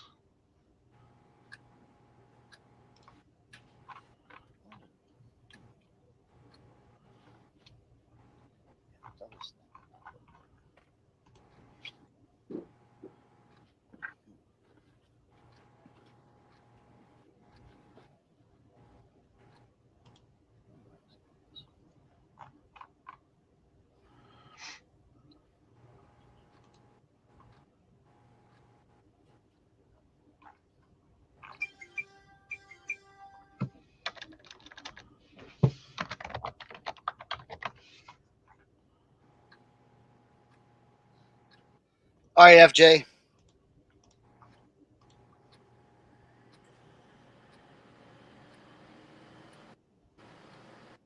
All right, let's move this over. Let's pop this off. Oh, there we go. That's looking good now. It's weird because it's like perfect. I need me a shelf with all my like cool hats on it. Yeah. What I was thinking of doing, I was thinking of like this area right here, just like taking all this down right here, and maybe like converting like this like over there. Oh, like I mean, this. I like you saw. I mean, this is you've probably seen this a million times. But like, I have mine hanging from the Yeah, ceiling. yeah. I have some. I have some in the rafters too. Do that across the entire ceiling. Up here. But I would like to display them kind of like that. Oh, or yeah. have them like that. Do like a whole another setup of that. You know, just have a whole. Yeah, I got you. Yep. Just build like a whole wall right there, to where, I don't know, in time it'll come.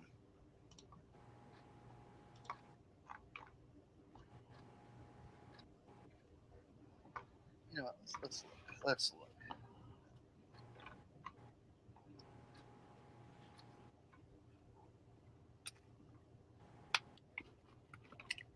I showed this. Here, let me show you so you can see what I'm doing.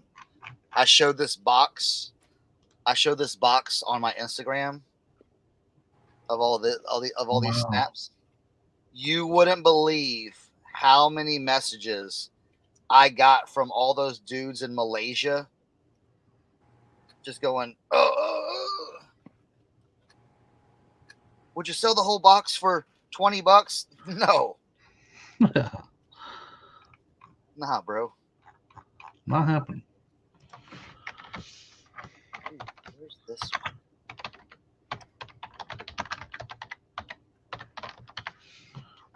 Yeah, that. I don't know. I gotta get them all rounded up and just.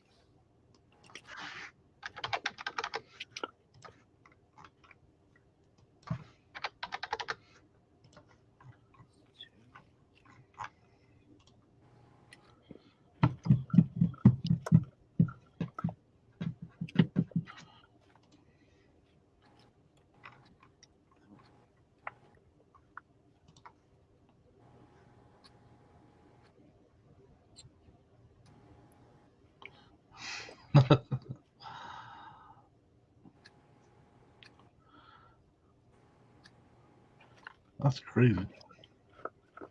Right?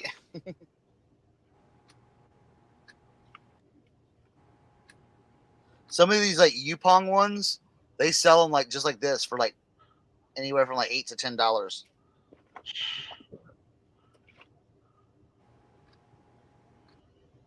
You know what? Interesting. I think I found the perfect one. I have to clean it up, but that one matches, and it doesn't have anything on the back or the front, so we're gonna do that.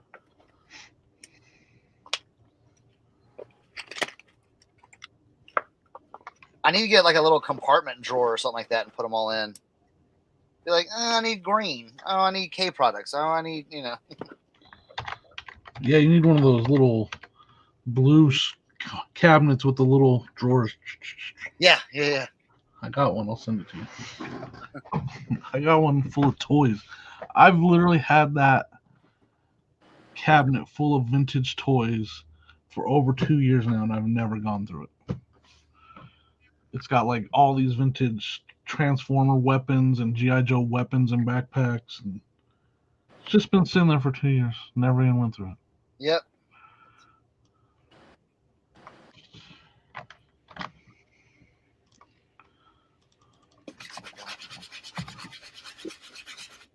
What are you cleaning, Cernoch? Oh, he's here to save the day. No more extreme close-up. Oh, thank you, Leroy. You just text me and say, "Hey, Leroy, I need you back here now."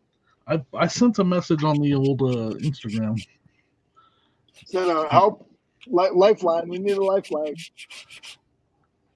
I try not to like if it's just us, if it's just a few people, I never try to like walk away. But if there's a bunch of us and I got things to do, I mean, we all do the same thing. Yeah, eventually. So what is that? What is that you're using? What alcohol is that, Cernoch? Are you messing around? No, I'm serious. This is 91% isopropyl alcohol that I use on. Yeah, you want to get the 91%.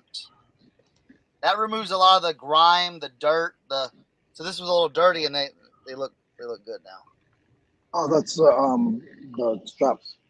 Yeah. So you missed it. Yeah, you missed it earlier. So I have this New York Knicks hat. And this, common with a lot of these, people rip it. It's all. Yeah. So this is garbage. So the only problem is this has a starter logo right here. Okay. And I don't remember having any starter logos in this colorway. I have a white starter logo and like a white, black, and I think a red, but not in a blue. So what I'm gonna do is I'm gonna put the closest one, closest one I can find, Cool. Oh, that looks weird. It looks different it looks like two different colors, but here it looks basically the same. It looks okay. Yeah. It looks like we're in a different department. Are we in the coat department? We're in the coat department. Mm-hmm. So we have the coat department. So we have the leather jacket, and like long sleeve shirt department, and then down here, this is the secret stash right here. This is all blanks. It's all blanks. Right here. Oh, Tim's back. Stop. And then hats down here. I gotta clean that up. I had cleaned that up. The other side. Well, then then down here is all like my hat storage over here, storage down here, and then that's where you go upstairs. And then this is like more hats down here. There's a couch somewhere over here. Remember that? And then like in there over here is my toy area. So yeah. And behind that secret stash, guys, is the shoe area. That's all in the back. That's in the back area. And then there's the washer and dryer area that's where he cleans some of the sneakers. I just want to hear you say area. Yeah. Over there in the area. Over there in that area over there. In the car. We took our car. Jimmy took his car all the way to Tennessee. You put a quarter in the machine so you can park it. You can park the car and a quarter in the door at the mall. You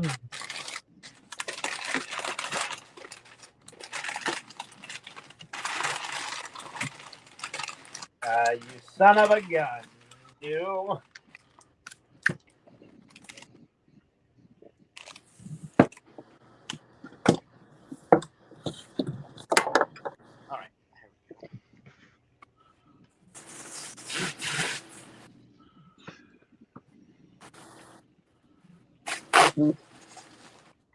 You know, Josie and I became aunt and uncles 2 times in basically 3 months. Wow. So Josie's brother and his girl had their baby like a week and a half ago. And then, you know, my sister had her baby. Jeez, I'm over here tripping. My sister had her baby like a couple of days after my wedding. Very cool. Uncle Tim. Been all babies and dogs the last couple of weeks. Because, you know, we had to watch my brother-in-law's dog while, you know, they were doing the baby stuff. Are you getting that baby fever? No, I'm not, but I will tell you what, I'm getting a little monitoring the situation with Josie very closely. That's great. Are we gonna be OBX flipper uncles? I mean, eventually, yeah, for sure. That's gonna be kind of cool, though, right? Yeah. Kinda. How do I tell my nephew? A little bit beyond nephew about the kinda Walmart cool. bar? I can't tell my nephew about the Walmart bar until he's 18. I'm gonna be like, look, it's Uncle Leroy, Uncle Tank, Uncle Jimmy, Uncle Eric. He's gonna have a lot of uncles or sheep. Oh my God, yeah.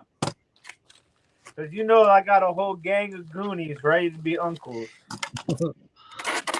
And it's not like the uncles I used to have. Like my, I can't even go here right now. Every one of my mother's friends were my uncles. I had a lot of uncles. Yep. That's how it is. Tim, you know where I am right now. I know.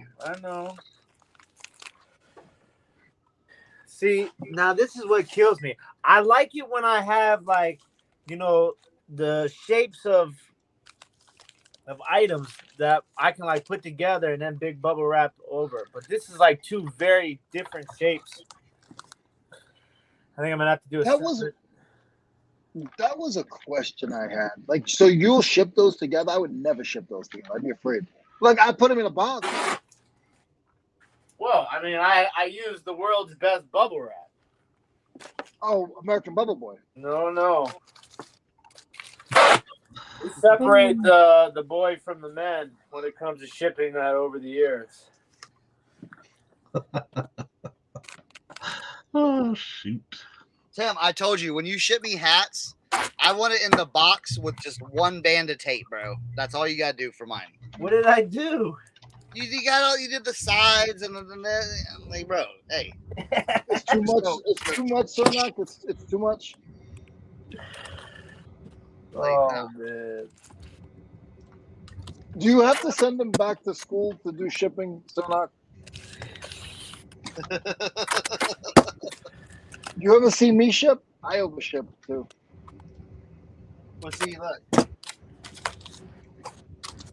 I tell you what, those patterns, bro, tough to do. You gotta take the pattern, you gotta put it in the bag, and then there's like this, like, dude, there's like this little piece of like cellophane. You gotta rip it off, and then it's sticky, and then you gotta make sure you flap it over just right so it sticks right here, and then put the label on. Do you have to use your fingers a certain way? Or? Yeah, you gotta do that and hold your tongue like. There you go. Oh, Chris, tell CJ. No, so you don't use no bubble wrap, no cardboard, no. Nope. Chris. Tell Chris. No, not that Chris. Chris in the chat. Tell CJ I said happy birthday. His son turned 22. Happy birthday from with him. Blood, Sweat, and Cell. All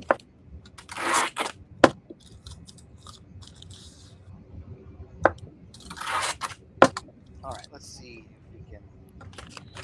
This is an odd shape hat. it's got that curved bill, so I'm gonna try to flatten it. Oh, that's a nice hat. I'm gonna flatten it and I'm gonna poof this out. What brand is that hat? It's Starter. It's the Starter Natural 100% wool. Yeah, so. Do you know how to do the visors flat and then put the duck bill, like where they curve up the front a little bit? Yeah, yep. I can. If you want, I can. Yeah. You've done that, yeah. Yeah, I'm messing around. This one's an old one because look, it's still got the patent pending sticker on it. All right, so yeah, the snap replacement is done right there. So now we didn't see you sew it. How did you sew it? Oh, I just glued it in. Oh. Listen. All right, I won't ask any more questions. I gotta teach myself how to sew. I'll just join the Patreon. I'm working on it.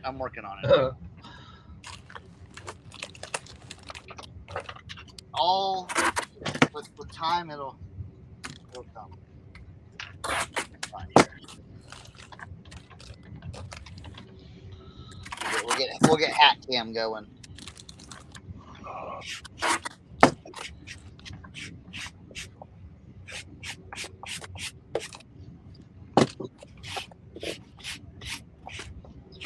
A little dusty.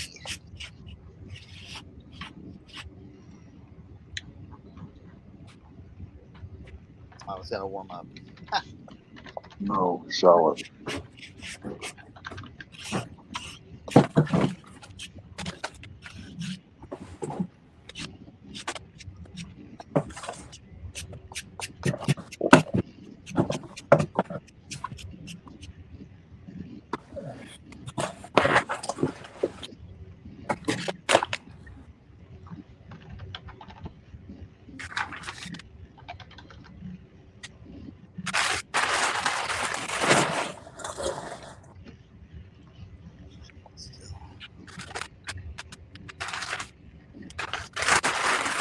Tim, do your customers get a discount if they send you back the bubble wrap and the paper? Nah, people they want to reuse it. I would.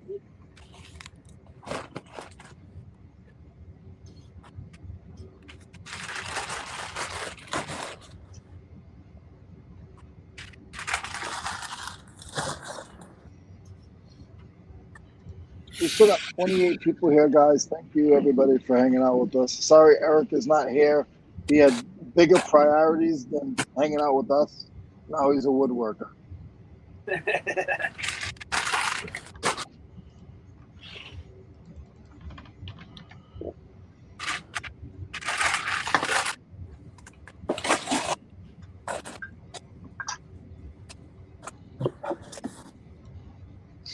So this one's a little odd because if you see on most hats, they like you would have a center seam down here, you know, but on this one they rotated it so you have like the center seam, you know, you have seams down the sides. So I'm gonna try to. This is gonna be interesting. I've really never done something like this, so let's see what happens. I've gotten to the point where I do like a lot of freehand with the shaping. Like I'm picking the mold up, I'm rotating the mold around, hitting different angles. Yeah. Starting to kind of get a groove going. Yeah. After you do 40 hats, you're like, okay. But my steamer is not as good as Cernoch, so, and nor is my hat block. It gets a little frustrating. I see, like, I look at my hats, I'm like, damn, that one looks really good. That one looks like Cernoch might have done it. That one right there, that looks like Tim did it. Not quite up to par with the Cernoch way. Well, a lot of it's an art. I listen. I talked to Cernoch the other day. I said that's exactly what I was saying. I was like, man, when you start really doing it, like it's all good to do a hat, but when you start doing them in like bundles, you're like really build an appreciation for the work that Cernoch puts into these things, man. And the foam removal, I was telling Cernoch, man, it's all funny games when it's just the front panel foam. But get your hands on one of those all over foam hats that need it.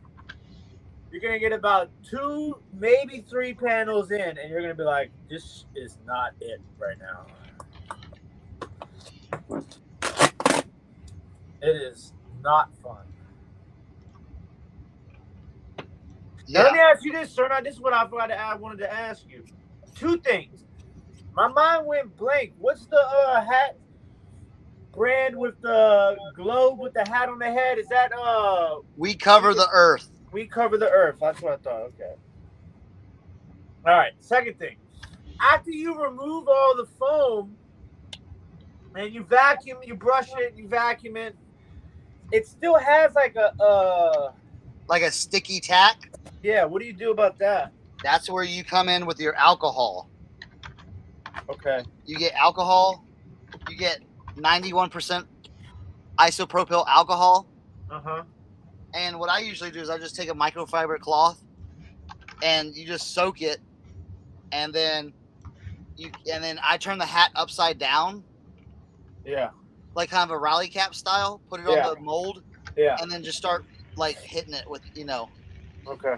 hitting it with that to get that little kind of sticky tack off. So, Cernoch, 5.5% Guinness Stout won't work? No.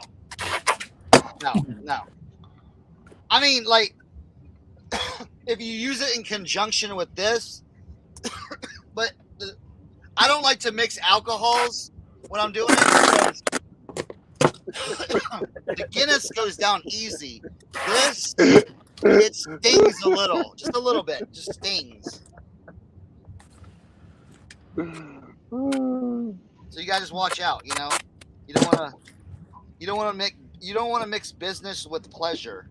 Yeah, that you don't. That 151 and Everclear together doesn't really.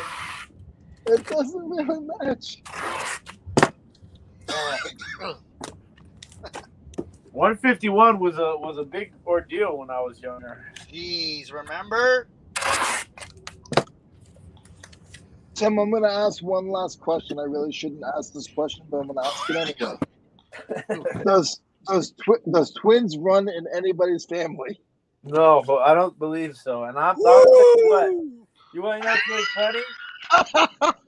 Wait, you know what's really funny is I've always had like you know how some people have like phobias of like dwarfs and stuff like that. I've had a twin phobia for a majority of my life. Like, twins weird me out. Like I used to have nightmares about twins. They run in my family. My brothers had twins. My mother had twins. Yeah. Interesting. All right, so we got. I'll be right back, guys. All right, we got the final. What's going on, Mo? Mo disagrees. He always mixes business with pleasure. What is that called? Oh, that's a starter. Dude, I got a Duke hat, Cernoch, and it has no tag. I searched 1,600 hats yesterday on Worth Point, and I could not find an exact one. Really? Is it the one that has like the spell out on the side? But it has it on both sides. So it's got the big Duke patch on the front, and then it says Duke on one side and Blue Devils on the other side. Now, the one I saw that was similar just said Duke on one side and it had the Apex One on the other side. Yeah, but there's no branding, no nothing. No branding, nothing. And it's like wool. It's heavy. But yeah, I mean, you got to remember, back in the day, they were just print, like. Yeah. But I think that came out pretty nice. It definitely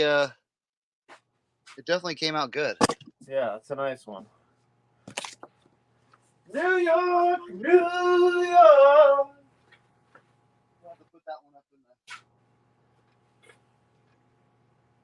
All right, that one came out good. I like it. I like it a lot. The Rumple Man. Right. Tracy, Cameron, what's up, guys?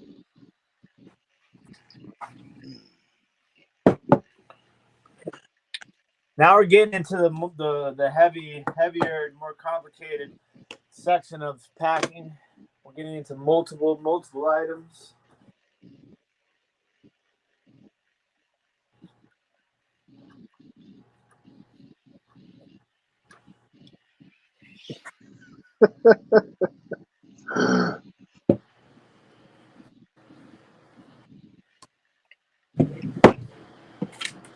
I wouldn't want to see Cernoch without his pants.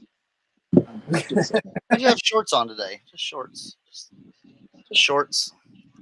Commando, you know. Keep the But air I have flow. to admit, on this show, Cernoch has done more wardrobe changes than any of us put together.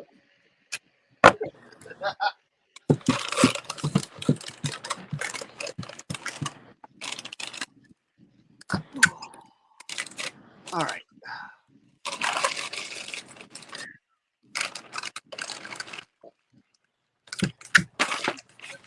Come on.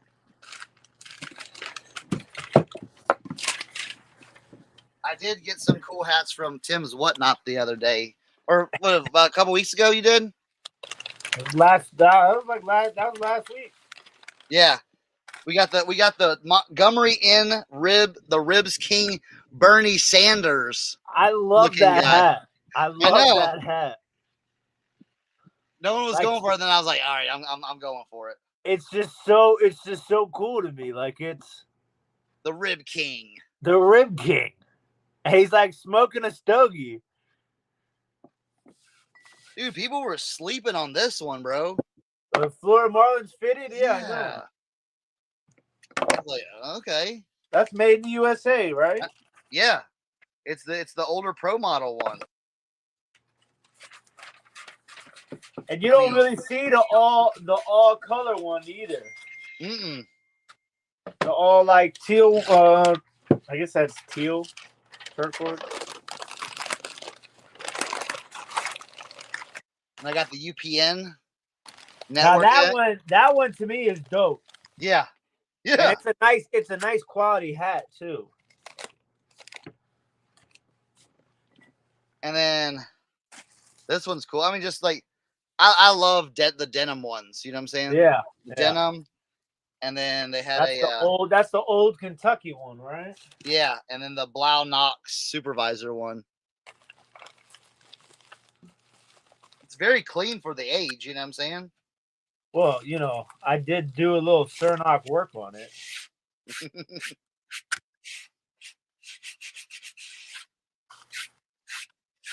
Yeah. Oh, yeah.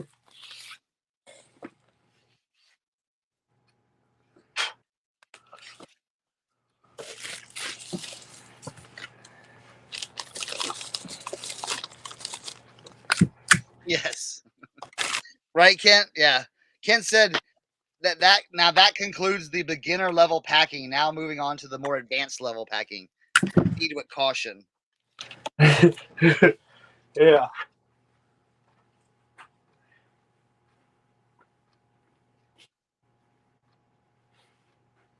I don't know if I showed y'all this one. I reshaped this one. This one came out really good. It's very thin, but it stood up. Vintage 90s, all over print, Harley Davidson. Right there. And Leroy left. What is it? This one right here, all over print, Harley Davidson. Oh, that's crazy. I think I'm going to list this one high. And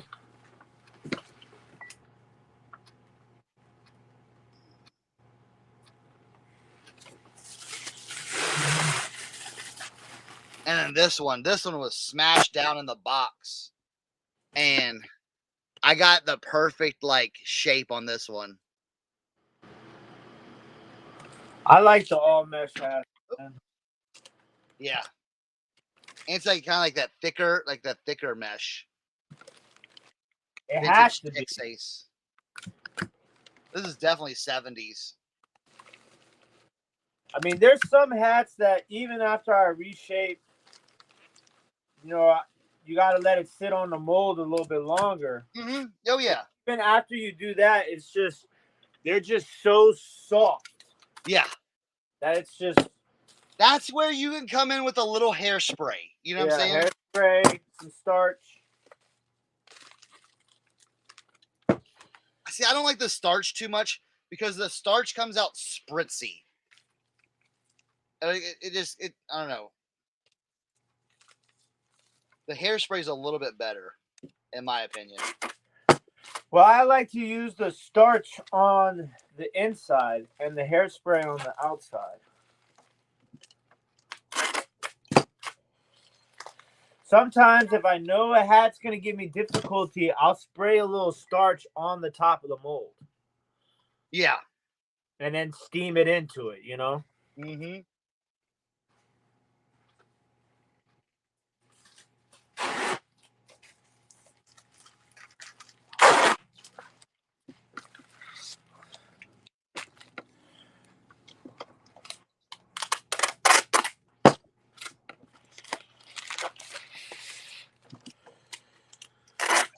I'm trying to figure out how much I should start that Raiders hat at. Which one? Pinstripe starter with the Raiders logo, green bottom bill. Oh, yeah. Like 30, 40. Yeah. Because I want to, you know, I don't want to give it away, but I don't want to have to, you know, I'm not trying to get eBay price on it, you know? Yeah.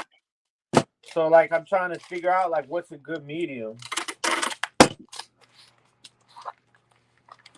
Oh, come on.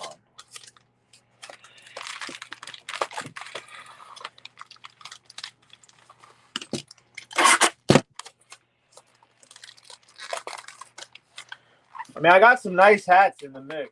Got some NASCAR hats. Got the Raiders pinstripe. Got the White Sox starter pinstripe. Got the Made in the USA Jordan.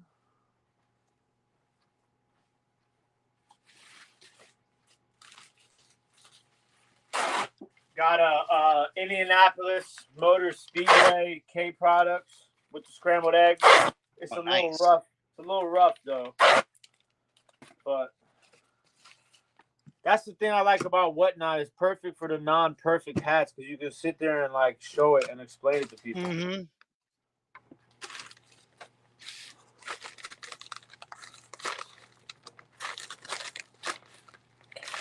You saw I had to go in on my boy again.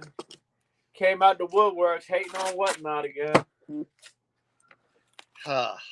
Right? Somebody else said something too. They're like, dude, this is getting old. Like, even people who probably like you probably are like, had enough of you by now. Yeah, it's like, bro. Like, bro, you don't even resell anymore, bro. His thrift mind doesn't resell anymore, does he? I don't think so.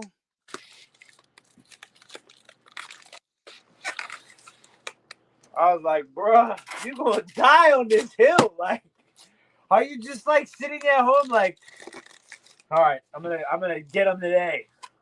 Here comes a Whatnot hate post. I'm like, dude, you're fucking hilarious. Give it up, man. Give it up, bro.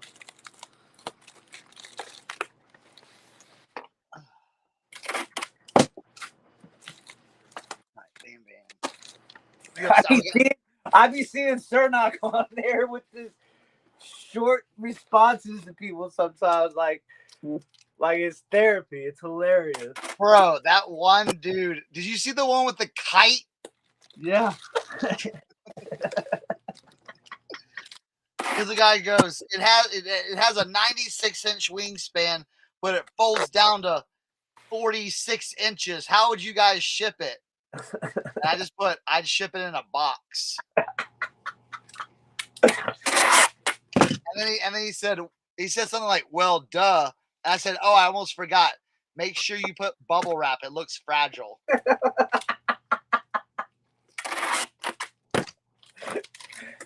Oh, shit.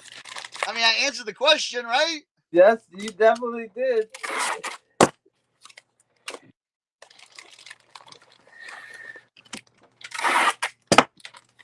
It's always funny to me when those people are like, "Yeah, I just sold this this car bumper.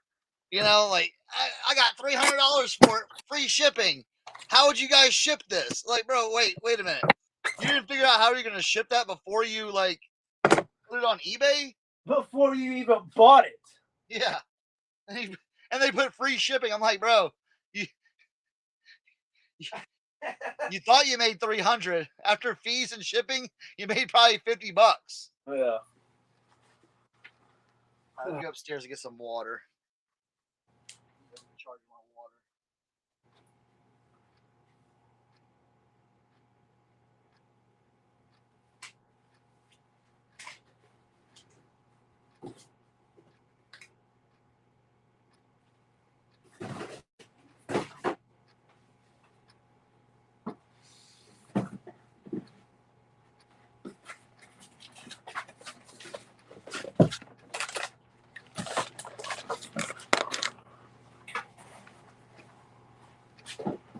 Got a tweeter, guys. I don't know what box to use for this one.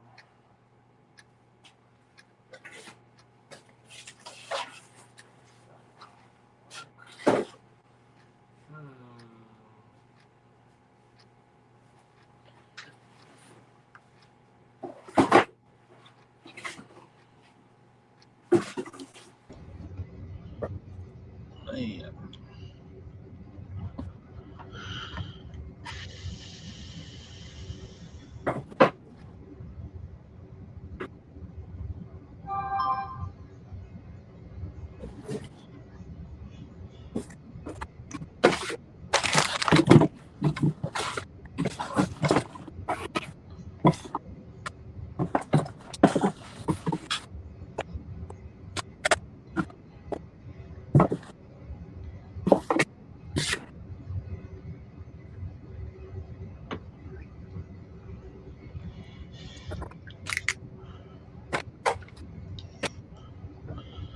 Yeah, I'll tell you, listing Hallmark ornaments is not exactly fun.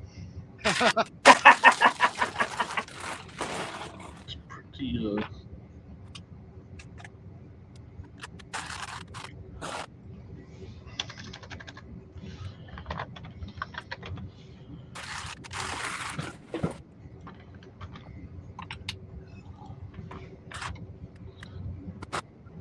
I think there's only really two. We'll give you 3 fun parts about resale. Okay? Picking, comping, and collecting money. Everything else sucks. Let's just be perfectly honest with everybody. All right? Wait a minute. I don't know about that. You mean like you don't wake up in the morning going, "Oh man, I'm like, man, we're gonna take all these pictures. We're gonna sit on the computer and list." That don't get you excited? Come on.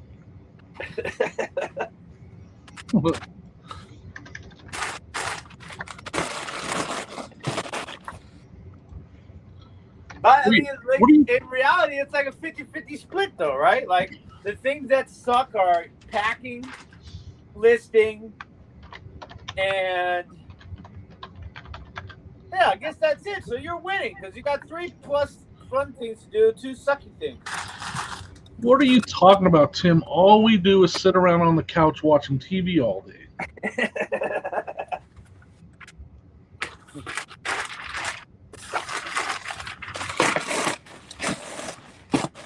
I mean, I'm going to be perfectly honest with you. I probably watched about 633 episodes of Antique Roadshow in the last week. It's one of the free channels on my Samsung TV, so it just literally plays Antique Roadshow UK version 24 hours a day, nonstop. You got the Antique Roadshow, just the channel. What's that? Is that just the channel, the Antique Roadshow now? I guess it. Well, on my Samsung TV, it is.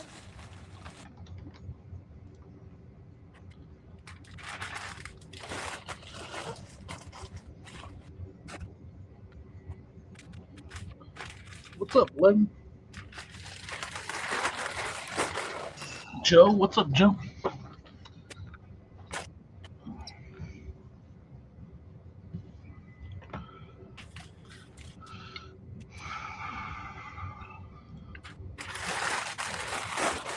Oh, I have a question for you, Tim. Now that we're doing this fantasy football thing, are we allowed to ask fantasy football questions in your Authentic and the Beard podcast? During the fantasy football show on Sunday mornings, yeah.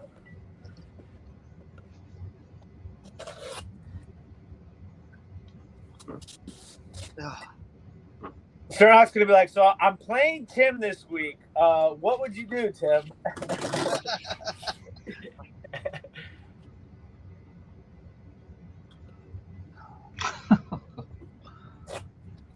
Wait, when's our draft again? Saturday at what did I do at 8 Eastern or something like that? I'll check. Okay.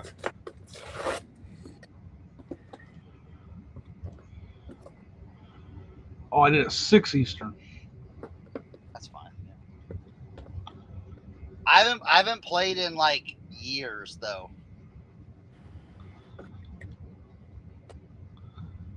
That's okay, because guess what? Yeah, I was like, sure, that's fine. Yeah, yeah, you'll be all right. When are you gonna determine the draft order? That day or before? I'm letting it do the hour before thing. Okay. Like it will automatically generate 1 hour before the draft. I am gonna go in there once all the teams are filled. I think the person's got to sign up. I mean, they're all filled. Just one person has to sign up on eBay. I mean, on ESPN. Man, I'm a disaster right now. Once they sign up, I do want to do like a thing to select the divisions. I don't want to just leave it how it was. I know it doesn't matter a lot, but like I'm gonna get that wheel and spin it to see what division you're in.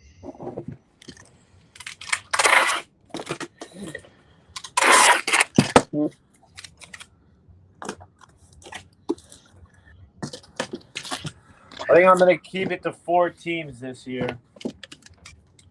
Four fantasy leagues. I'm doing one. That's all I can take. I need a second one. I wonder if I should run a second one. See if I can get a couple more people to. I've been playing so long. I had to find my I had to reset my ESPN password and all that stuff. I was like, bro, I don't know this. But you know what I do like? I did the other games they have, like the pick'em game. Like I always like doing that stuff. Yep, me too. Yep.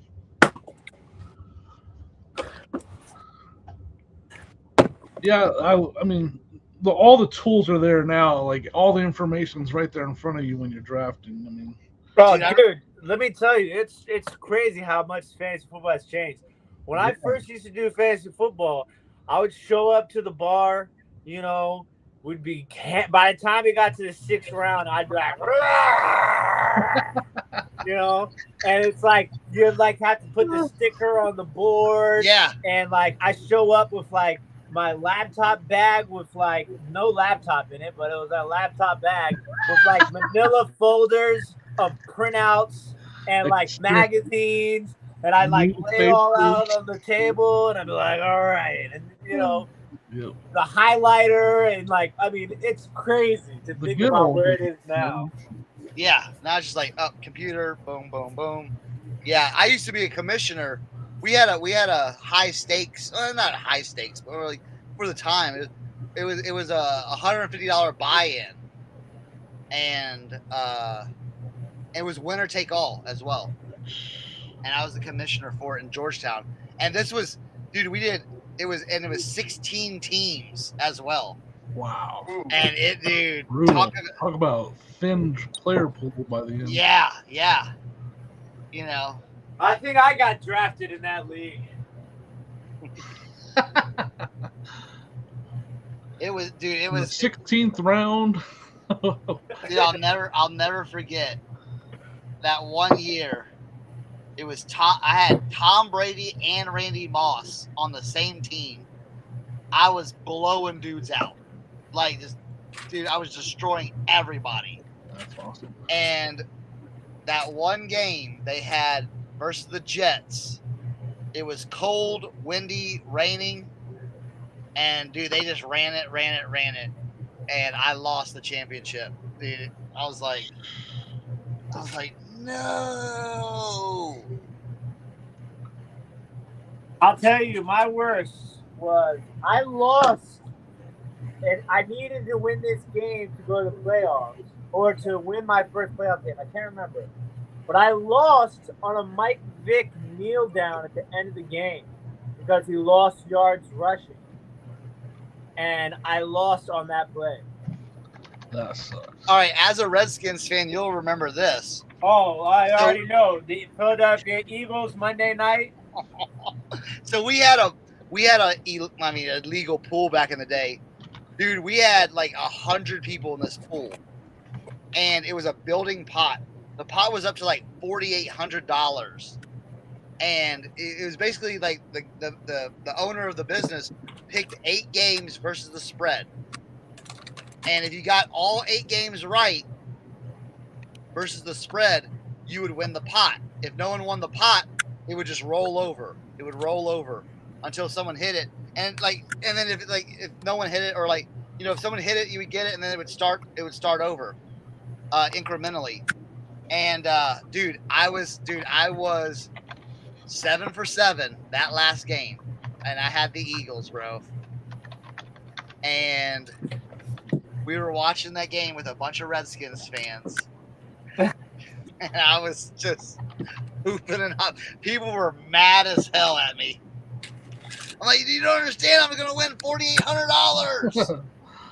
That was one of the most embarrassing games in Redskins history. Dude, that first pass to Deshaun Jackson,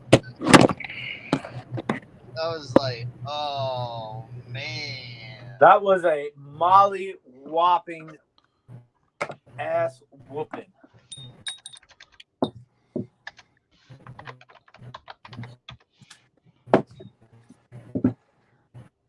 And that game, Vic scored some ungodly, amount of points in fantasy football. Oh, too. my God. That was crazy.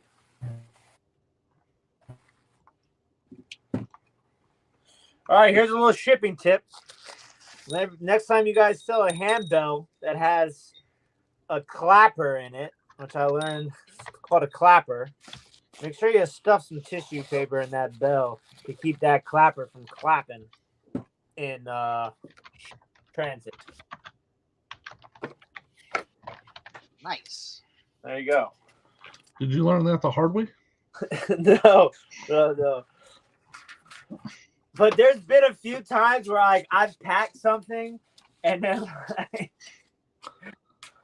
like clocks and stuff like that, and then you can hear it in the box, and I'm like, this totally sounds like a bomb. But there's absolutely no way in hell I'm unpacking this and repacking it. So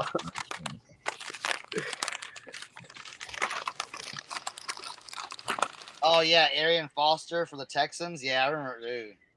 He had a 6 season.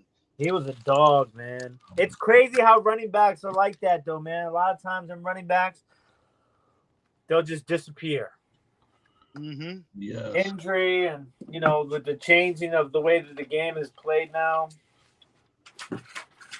I don't remember how I know my first year ever playing fantasy football was Clinton Portis' rookie year, and I drafted him, and everybody made fun of me for picking him. He had a great rookie year. Yeah.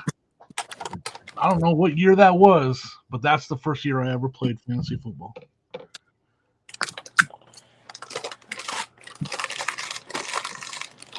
Have you ever seen the 30 for 30 on fantasy sports? The rotisserie guys. Nuh-uh. It's really interesting. It's crazy because they're like these people like created. That's why I don't know if you've ever heard the term rotisserie league.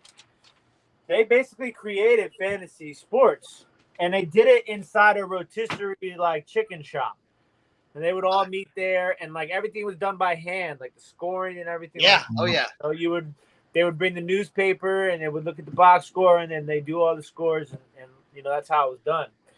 And now it's like a multi-billion-dollar industry, and they get like zero credit, zero like financial gain, nothing.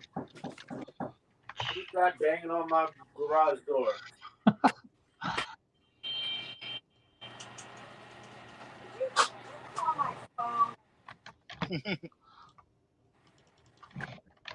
Everyone, it's Ma Dukes. What do you want me to call it now, or do you want me to wait?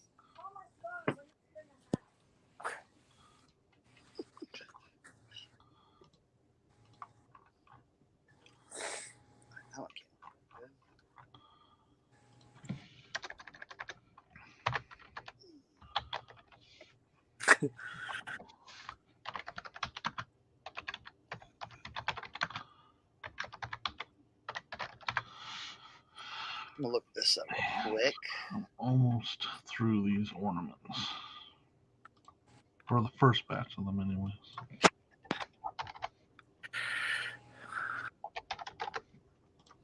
Let me call this number real quick. Put it on the phone.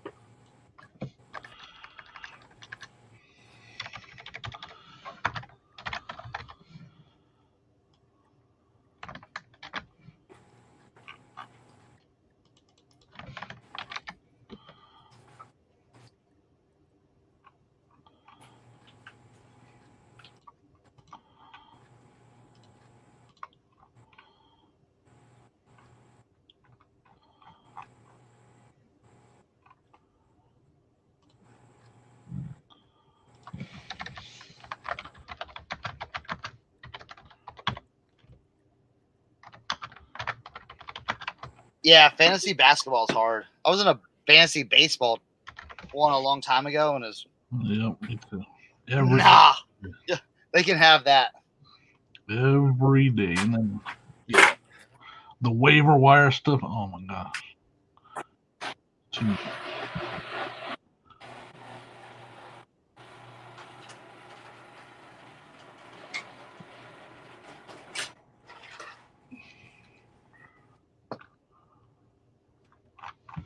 Let's see. I'm gonna look at this real quick.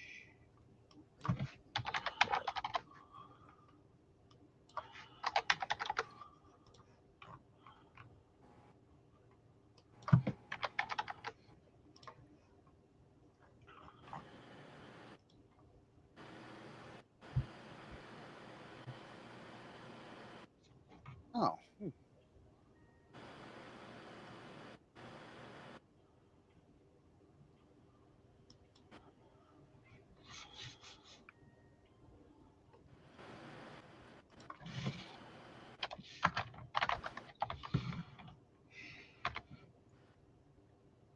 Interesting.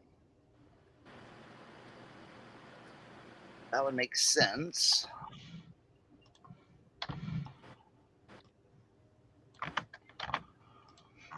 Let's see what that is.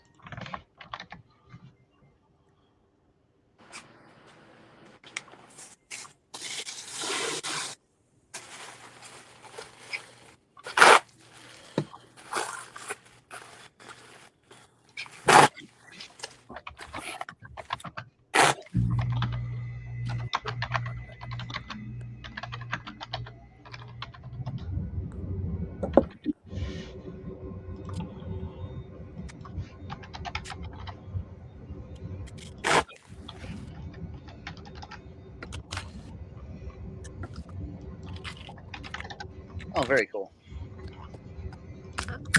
I've got 2 of these Lake and Gun Club Phillips 66 hats. It's cool because like they did like different camo patterns. Oh, nice. I just looked it up. It's in Sweeney, Texas, which that's near my brother, so it makes sense.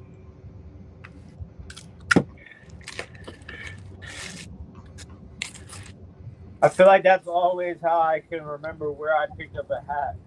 Right?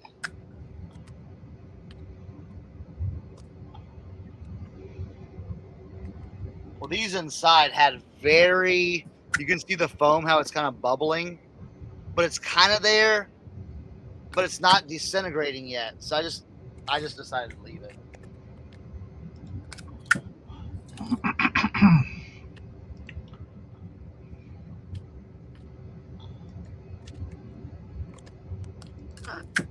Yeah, he picked up a lot of Phillips 66 stuff.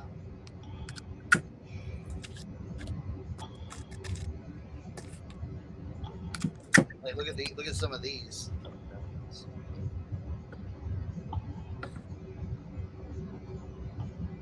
He had look at that, the old denim one, and then the all mesh one.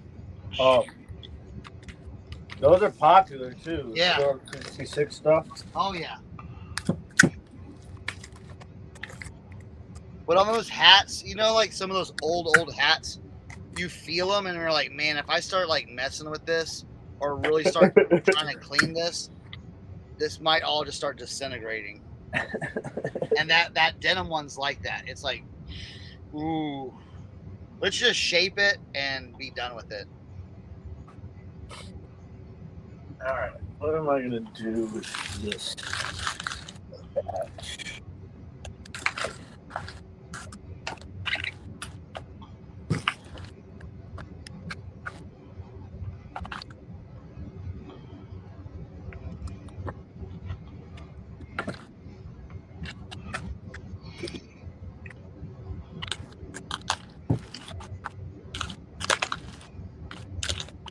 Yeah.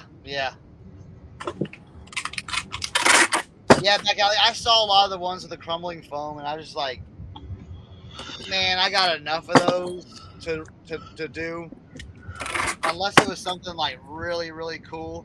But like I don't know. I couldn't find. I mean, I found Tim found for me some blank hats that I picked up for like 25 cents a piece. But there were some other ones that dude wanted $3 and $5 a hat. I'm like, bro, you can keep these, bro. There ain't nothing. There ain't nothing worth my time or eBay on this table.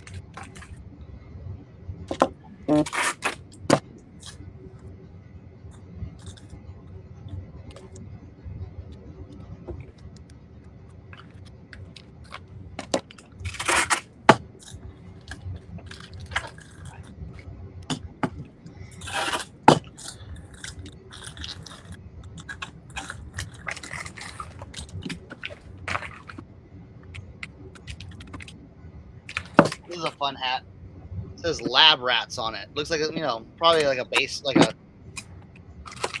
Oh, like a softball team or something. softball team or yeah.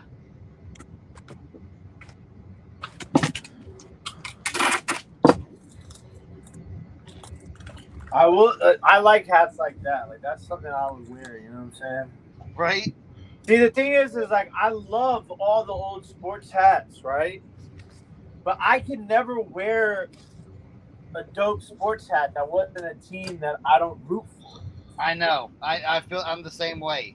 Like I love that in the Tampa Bay Buccaneers creamsicle shark tooth hat. I mean, that's just an incredible hat. But I could never wear it. No. I gotta find the off brand stuff.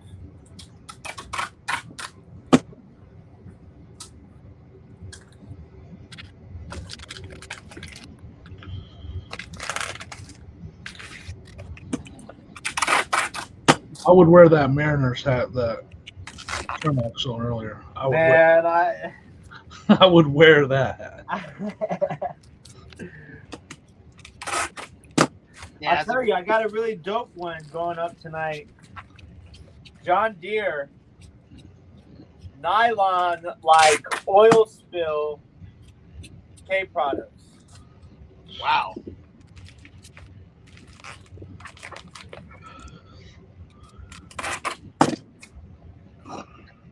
I haven't decided a starting price yet. What do you think? 15, 20 bucks? Yeah, I started 20. That'll The real one that people started on. Uh-oh. Yeah, I ain't one of those folks. Leroy, you're frozen. You know what? Like, I get that all the time when people come into my card shows and they're like, you should start it at $1. And I'm like, No, I shouldn't. you're in the wrong place, Jack. We Yeah. I mean, I probably could sometimes, but then I'm like, I'm good. Nah. Right? I ain't trying to get, because, you know, most of the time I work it so that I buy some of my cards at like, I'm basically paying like $1 a card, more or less. Yeah. So I could probably get away with it, but at the same time, I feel like the way that I set it up, I maximize it. So, like, I know that somebody will pay that price. And I can, you know what I'm saying? But, like, because I look at it for me, like, I mean, I would probably, there's some things I pay $5 for, but if somebody's going to start it at $1 and I get it for $3 or $4, that, you know, that's how I'm going to do it. So, like, I try to always start it at the price where it's, like, is good enough for somebody to bid on. I don't necessarily, you know, sometimes it'll go higher. Sometimes nobody will buy it. Dude, I put up a lot of cards last show. I ran it. Nobody bought it. 30 minutes later, somebody else requested it, and it sold for like $14. Mm-hmm. I'm like, this is crazy. Yeah. Just never know. Yes. I was working on this hat for my brother, out of my brother's thing. Badger. Look at that. Badger construction, all foam. But this thing was in bad shape. Get the brim all good.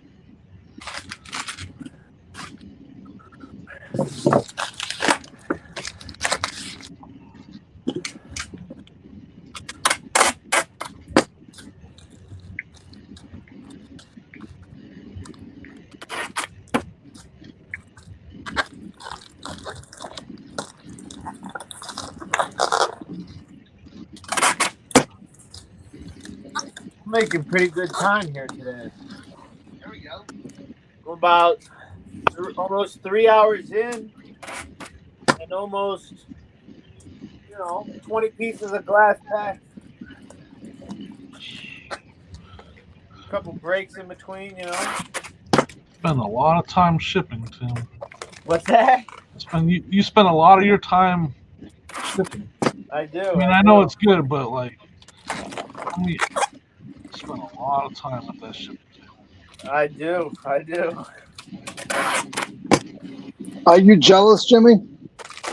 Hell no. Jimmy's like, man, I'm glad I ain't in that position. Yeah, I'm not. Trust me, I love those days when I sell those items that, Yep. The baseball cards. Baseball. Well, see, this is the thing. The baseball cards actually take a long time because usually when I pack them, Hats. it's 140, 150 lots. Yeah. So it's not like then I gotta sit there and I gotta put them all in the team bags, and then I gotta put them in between the cardboard and then put them in. Like it still takes a couple of hours to ship 150 lots. Back alley on a dollar sale on whatnot, you get less than 60 cents. Is it less than 50 cents? It's like 52 cents or something like that. 52 cents is what you end up getting. So yeah, you just can't do it. Like it's not even worth your time or anything. No part of that is worth it. You just can't do it.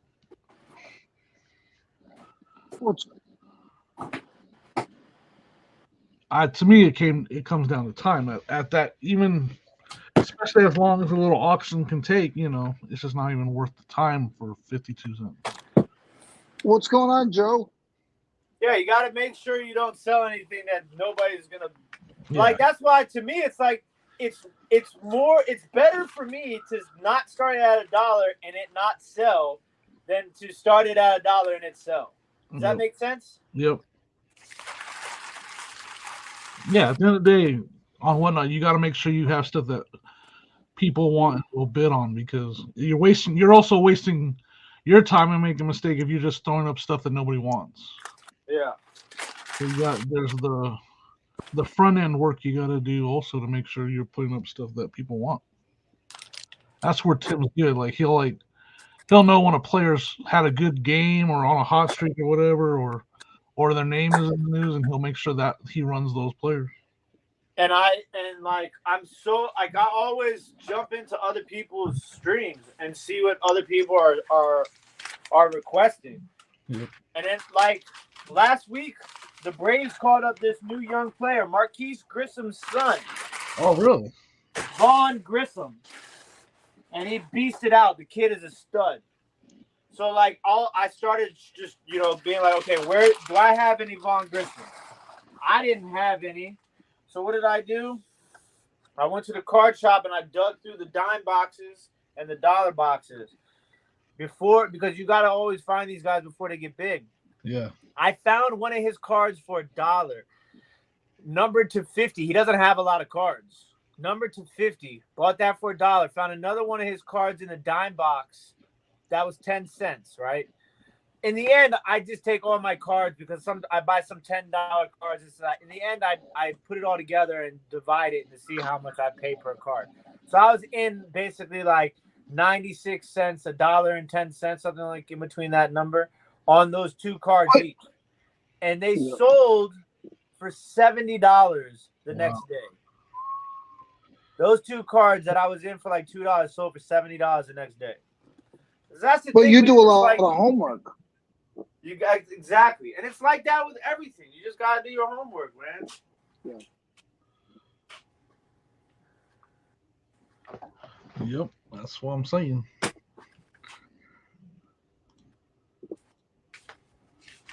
It's all about finding, and you know what I'm saying? It's all about a balance, too. Like, think about it like with Jimmy. He got the Harry Potter one, pays for everything, basically, and profit, right? Yep, yeah. Everything else, you know what I'm saying? So it's just like, it's just about being smart. Yeah. Mm-hmm. Yeah. And when you buy, like, we all buy bulk buys in a sense. Okay. Even if it's just 15 things, we still all do a lot of bulk buys. When you bulk buy, if there's something you don't want to spend $8 on, but the other 4 items are worth more than what the guy wants, like Tim said, at the end of the day, his cards cost him 90 cents each. But sometimes I'm like, oh, I don't want to spend that because I think that's overpriced. But once you put it all together, I feel like you end up okay.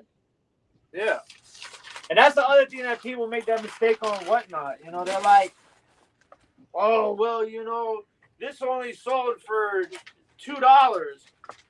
It's not about how much one thing sells for when you're doing a live auction. It's how much you make at the end of the night. Whether it's on Instagram or whatnot or in real life. It's about the final dollar line at the end. Yep. That's what I do with YouTube. I always kind of like this. How much money did I make per hour? Yep. That's how I look at it. At the end of the day, if I'm making $100 to $200 an hour, it's worth it. Because I know damn well I ain't pay $100 to $200 for that stuff that I just sold in those 2 hours. Yep. What's up, Caleb Norris? Thanks for coming over. Chris, Old School Picker, sent him over. Thanks for coming over. Nice. All right, I got something to show y'all. A cool find. So when I went up to Morgantown, I went in on Saturday, got there around like 3 o'clock, got my hotel and everything. I stayed at the Motel 6, just a bed, shower, and, a toilet basically. It was only like $60 a night, so $60 a night. It's well worth it. So like I was like, you know what? Let me go out. They had a Gabe's out there, so I said, well, let me go out to Gabe's. Nah, that Gabe's just wasn't hitting. Just didn't find anything. So right next door, they had the bins, the Goodwill bins. What? Yeah, and I was like, you know what? Let me just. I might see it. Let's see if anybody's over here from that's gonna be vending tomorrow. So I walked in there. There was only like 20 people there. It was like a Saturday at like 5 o'clock. So I was like, I just walked around. I was like, yeah, we're gonna dig or not. And I was like, you know what? I got time. There's not a lot of people here. It's not crazy. Let's dig. So I'm like digging and stuff like that. One of the first things I found was this. This is pretty cool. This is a Middlebury College in Vermont, vintage champion reverse weave. So that'll do good. Maybe like $50 right there. But the steel though, I was like, yo. I was like, this is crazy. I picked it up, looked around, put it in my cart. Panasonic flip clock. That's awesome. All right. This goes for about $100 on eBay. And it's in working condition as well. Nice. So heck yeah. Yeah. And I basically paid like they do like $1.50 a pound.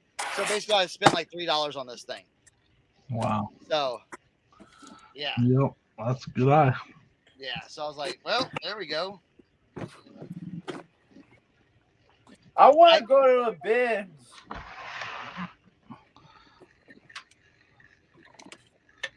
The only time I've been to the bins is they were boxes. Oh yeah, you had to get like a rat hole box and get in there, huh? Yep. These weren't that bad. They were like they were very shallow bends, so you didn't have to like the blue ones. They were the blue ones. Yeah, the blue ones. Mm-hmm. So it wasn't that bad. When I used to go to the bins, I would just ask them for the saw, and I would cut the box on this, cut a slit so you can get in them. Yeah, I basically was had my gut on the rim of the box, and I was like feet in the air, Hurts. head in the It box. hurts. That's some hard cod too.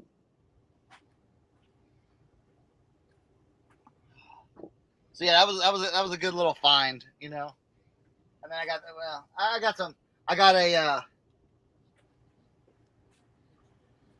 I'm not gonna put it on, but I got a Cabela's, hunting season. Like if you haven't heard me, hunting season's coming up. I got one of the Cabela's long thing like there. So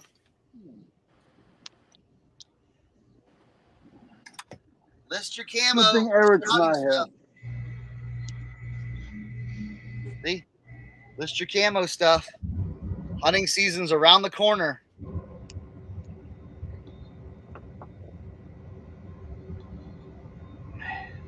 Yep. Yeah.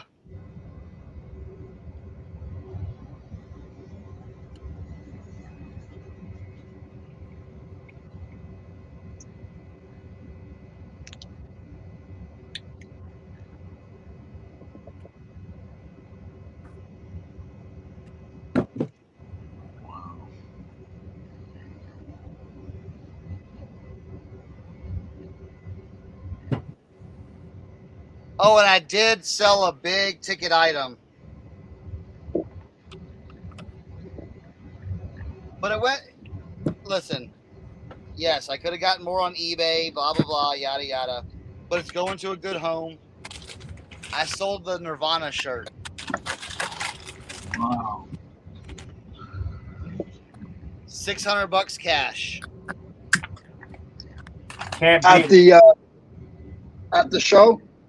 Yeah, it was I had set up on that Saturday, I had set up a personal, sale. Yep. Yeah, like the condition it was in. See, here's the thing: the condition it was in, it would be hard to kind of like show on eBay. You know what I'm saying? To where people are like, yeah, it's not that bad, and if they got it, they'd be like, oh man, it's way worse. So it's like, you know what? I had it long enough.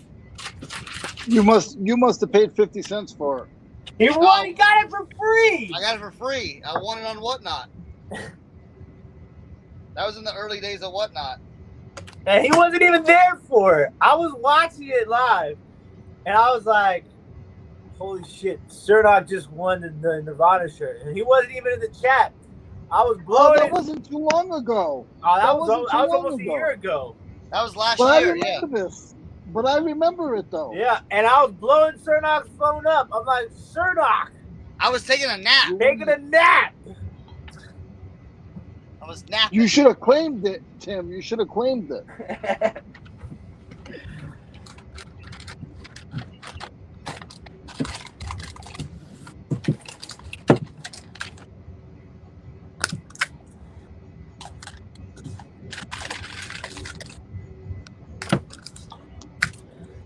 So, Tim, you think you're going to do, any of you guys think Cernoch's not here, but you guys think you're going to do 128, 127 next year again? Yeah. It's worth it just to be able to hang out with everybody, too, man. Like, and I'm going to make money on it, but I think I'm going to do it a little different next year. Earlier. Yep. I think I'm going to go down on Wednesday or something like that. Tuesday or Go Wednesday. on Tuesday. Yep, go on Tuesday, come back on Friday. I think I'm just gonna do Ohio next year.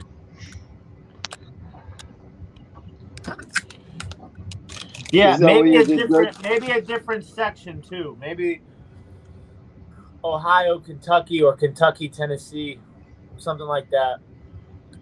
We'll have to play it by ear, but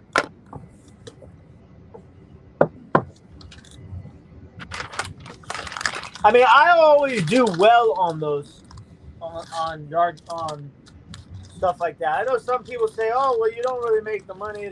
Well, listen, I'm out there. I'm about making that bread. You know what I'm saying? And it's like, for me, it's good because it's a large quantity of inventory at once. You know, so it's like, you know, you can kind of you can come back from that and you hit the ground running. Like, yep. I have about 44. I probably have 20% unlisted stuff that I picked up between 127 and the Route 11 yard crawls, right? And I've sold about 40% of 40 to 50%, maybe more. I probably sold about 60 to 70% of everything that I've listed already from 127 and Route 11 yard sales. Nice. So, like, for me, it's like, you know, I know a lot of people, they're just, you know, they get a whole bunch of that stuff. And there are certain things that I have not touched yet. Like, it's still in my car. I'm going to get to it. And that's that damn vacuum I convinced myself to buy. Wait, we're supposed to be listing stuff? Oh man. I'd never bought a vacuum before, so I figured I'd break my vacuum cherry. I instantly regretted it, but What did you buy it for though? What's that? What'd you end up buying that vacuum for? $20. Yeah. But I mean, I could part it out, and I'll make $200 probably Yeah. off of it.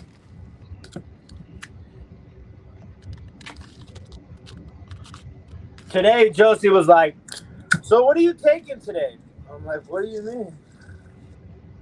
"I'm taking the stuff I sold last night." She's like, "What about this box of clothes over here?" And I'm like, "Oh, all right. The rag has been wrung." Josie's like, "You gotta get this stuff out of the living room." Tim, we have guests coming over. That's what it is. We got guests coming over this weekend, so I got to get to it before then. Come on, Tim.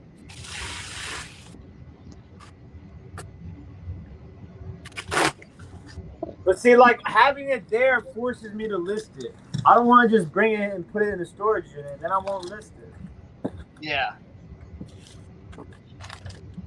That's why you gotta get yourself a shed, like you were talking about earlier. Yeah. Well, before we get the shed, but we Eric- gotta build the retaining wall. Eric doesn't want to help him.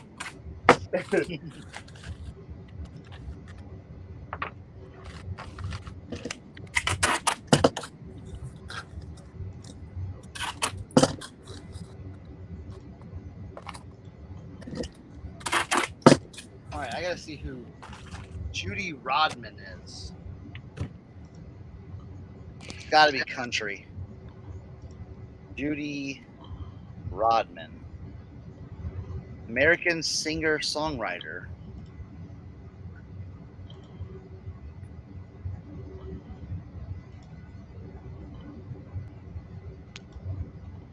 Yeah, country, 80s. Yeah, okay.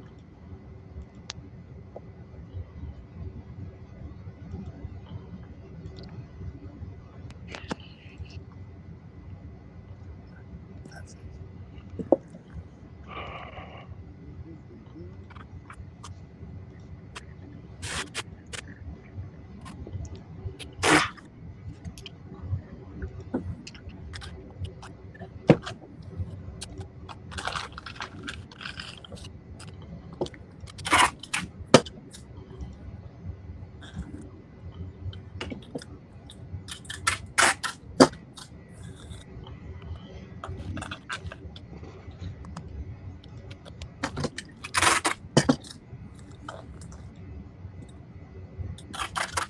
You know what's funny? I brought a bunch of like little tchotchke lighters to the Morgantown event. Dude sold all of them. What about, do you sell any of the Bart Simpson watches? Yeah, but the only problem with the Bart Simpson watches were they were kids' watches. Oh, they had to sell them to girls. Yeah, a few girls bought them, and then I gave some to some little kids. I asked their parents, like, "Is it cool? You know, they want a free watch." Yeah, so. Yeah, that dude, my West Virginia stuff went quick. Like, yeah, I probably sold 90% of my West Virginia stuff.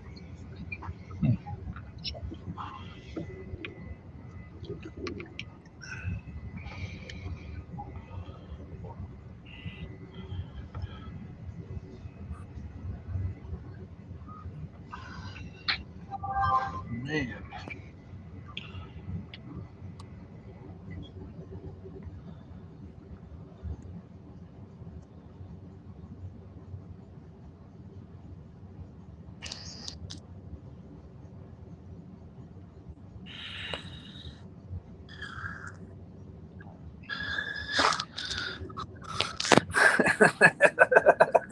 Tommy is so funny. He said, just in time for Tim math. 711 minus 127 equals whatever Josie Ben said.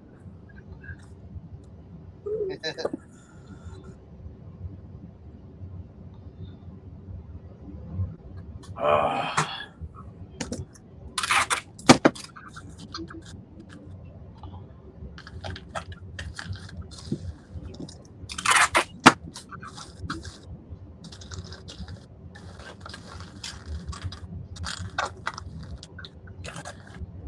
right.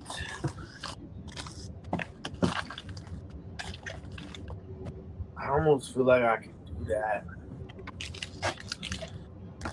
I think I can.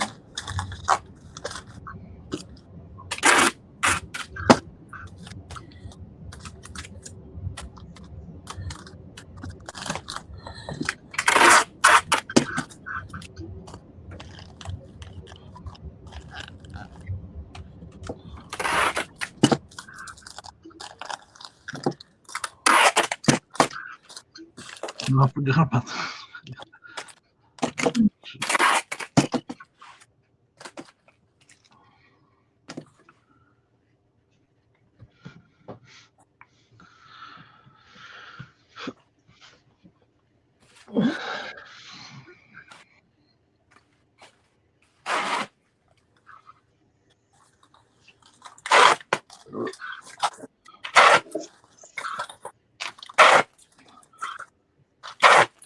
You ever hear of the epic beard game?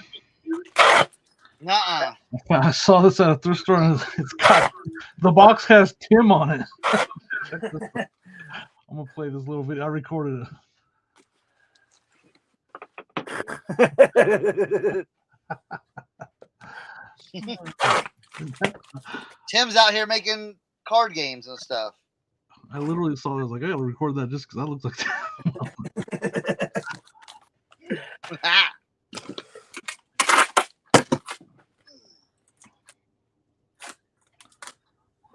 All right.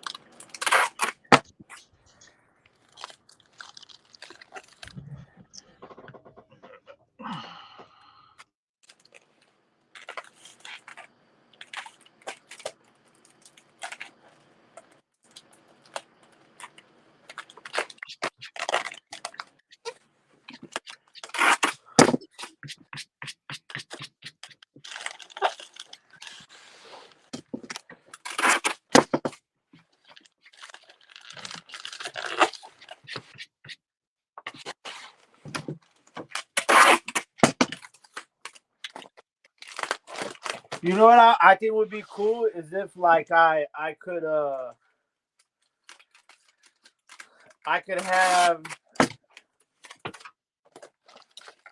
like I put out an item like those 2 horse heads I just had, and you got like 4 resellers and everybody had the same item, and everybody was like separated and everybody had to like pack that item to see how each person would pack the item differently. It would be interesting.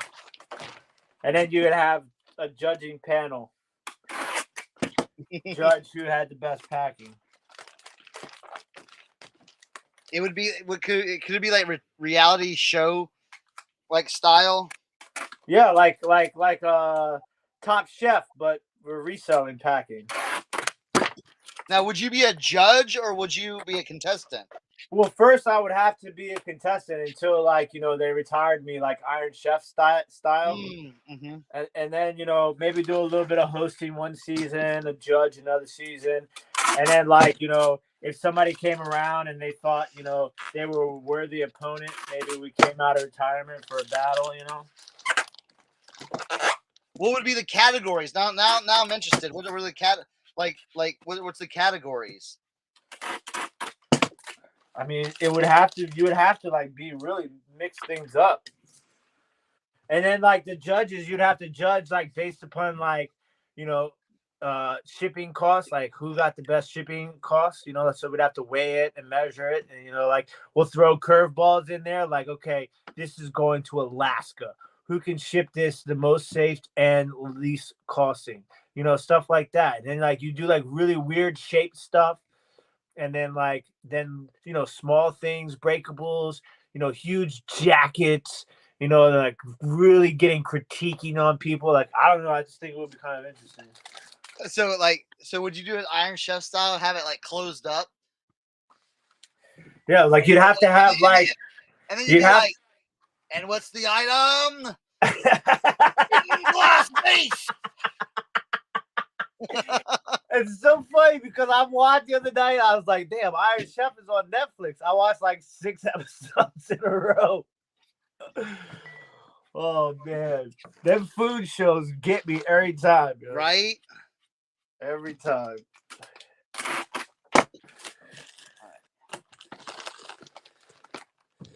Let me try to Google Lens this again. Dude, Google Lens for me for some harder stuff is worthless now. It all goes by shopping now.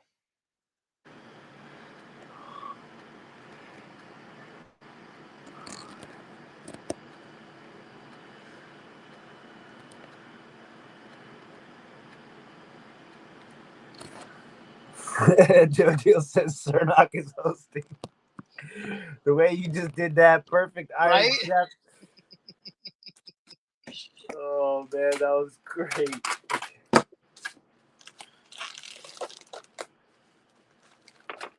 And then you could just be sitting up there like twirling your mustache, just like you're like, now see what I'm very disappointed in this one. And then you could be like, yeah, you could do like the drop, you know what I'm saying? The 3 foot drop. Oh man. And then you would see like the contestants would be like, and then it would cut to commercial.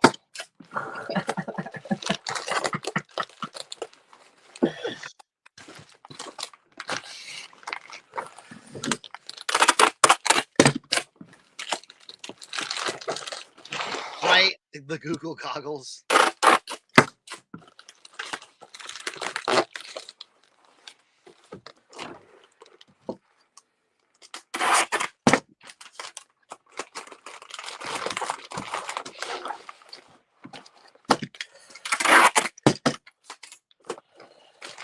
What if they had like a real world reselling? Like, didn't what's his name already do that? What? What's his name? He's on YouTube. Like 6 resellers all living under the same roof? Real world reseller edition? Yeah. That would be funny. Who used the last roll of backing tape?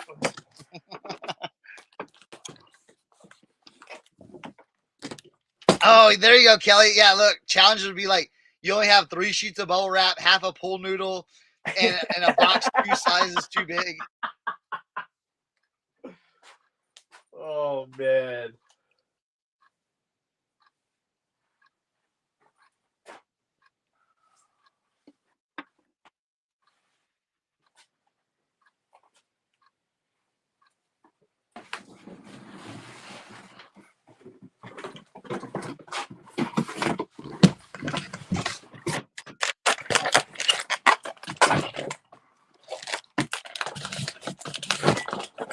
Got that perfect shape. Look at that.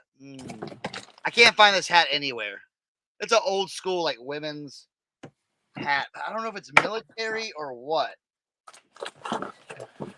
It's Union Tag.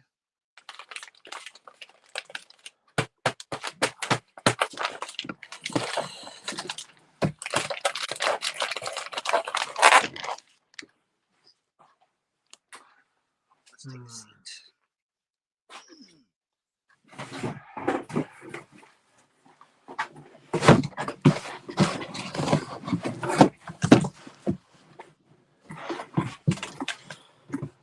I'm just trying to delay the inevitable. Right? Yeah! Jersey Shore reseller edition.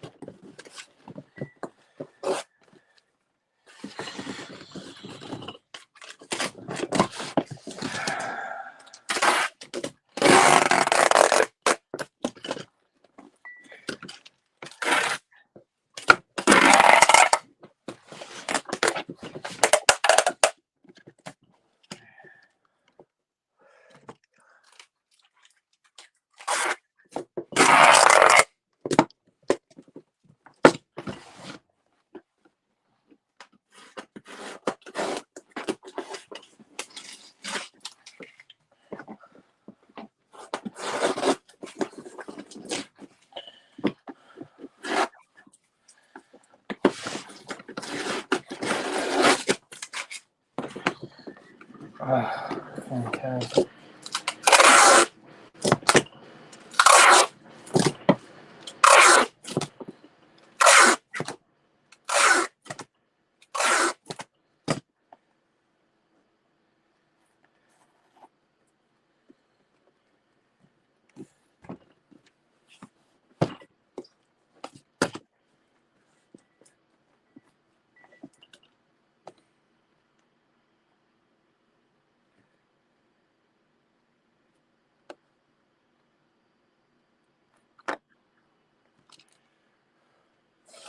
Snooky. Snooky killed me. She just reminded me of a chicken nugget.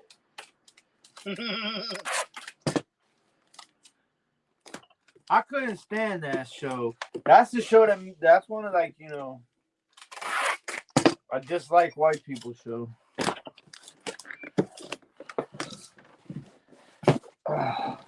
Man, I can't believe I got this box to do what I did. Got these items in this box looking good. Feeling good.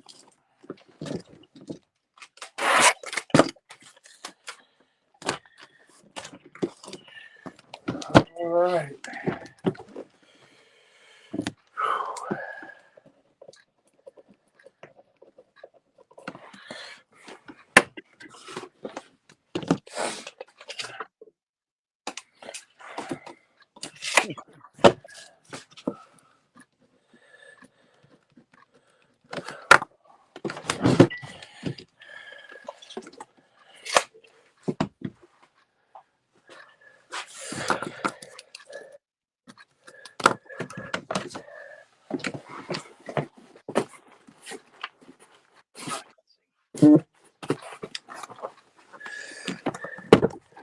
Ooh, that's a heavy one.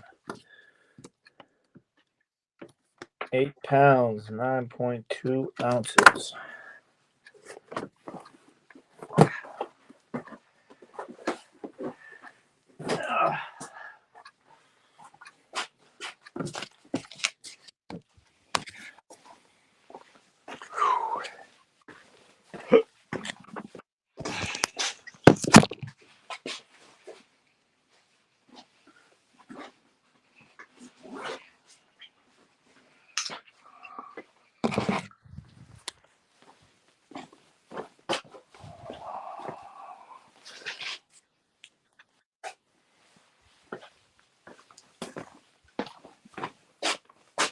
Man, I be losing my mind sometimes.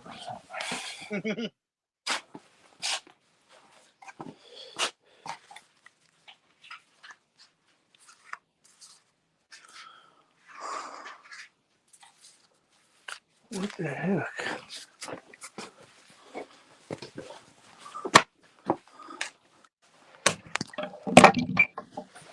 Oh, they're in my pocket.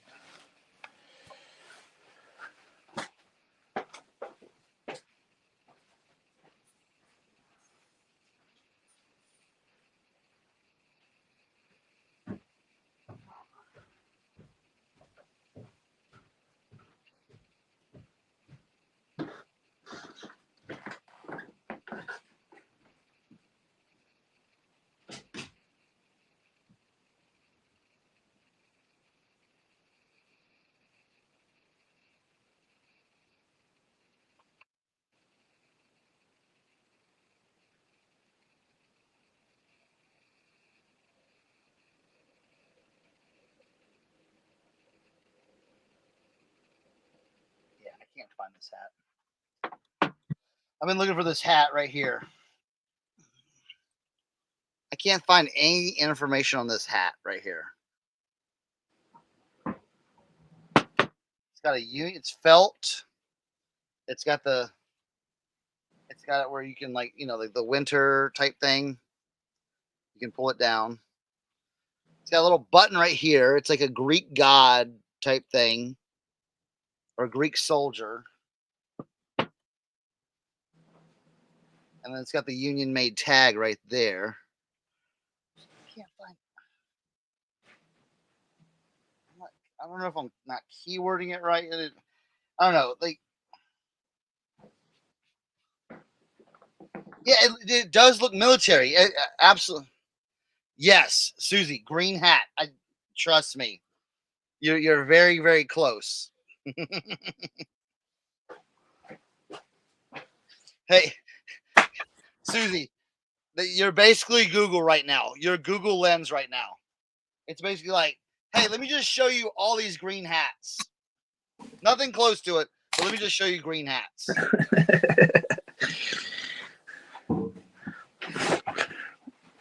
Man, I get all types of crazy stuff when I be trying to do Google Lens.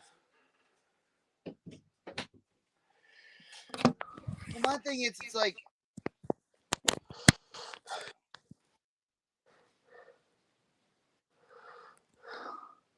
It's just like, let me just show you every green hat made.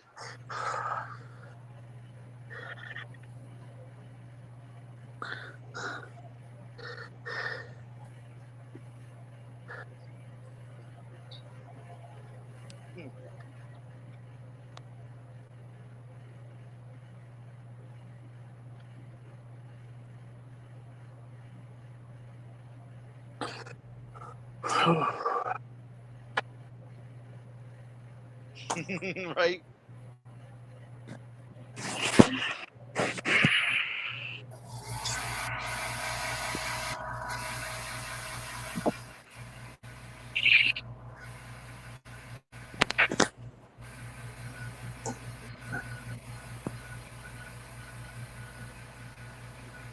I swear it's like, yeah, it's like an army. I swear, like, this would be like something like maybe like a army nurse or something like that.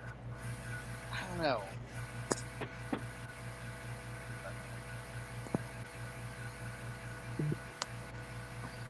Ah, my Achilles.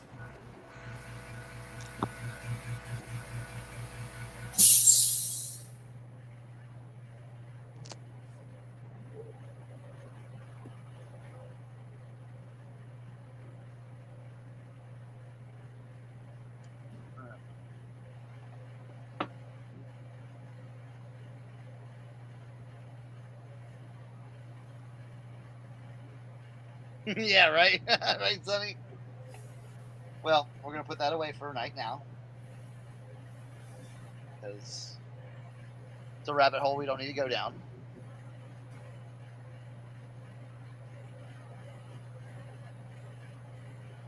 See, look, that's funny you mentioned that. It's funny you mentioned that, Joe Deals. I have one like this that has the skier on it. But this is a Habend. What is the what Joe Deals? The one with the skier on it. What style do they call that? Or what are they saying that is?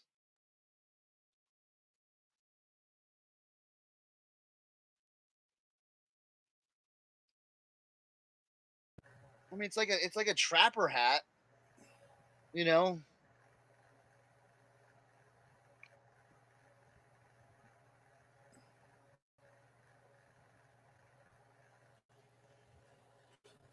I think it's a great hat for you, Cernoch. Right?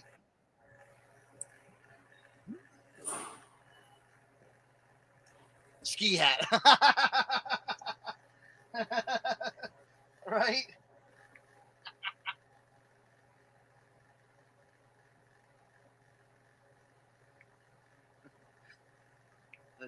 Let's see.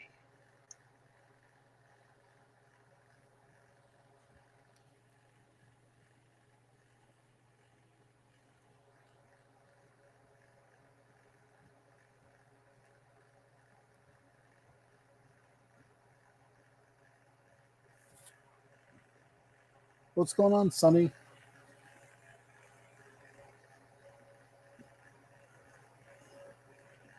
Joe Deals, what's up? Sorry, guys, I've been running back and forth doing a couple things. Susie, hello. Tommy, what's going on, Tommy? Glock, what's up? Kelly, I said hello. Kent, what's up, buddy? And I think most of you guys were here already. All right.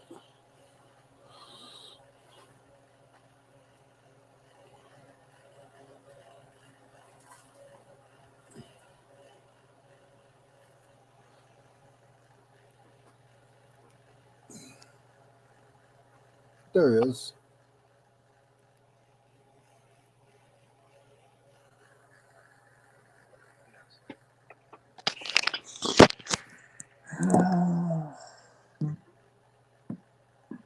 Yeah.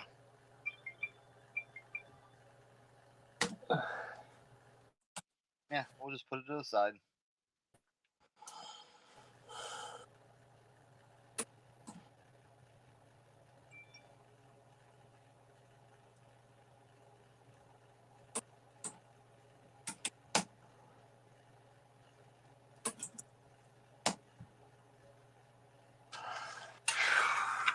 Yeah. No, Joe, that's very similar to it. Yeah.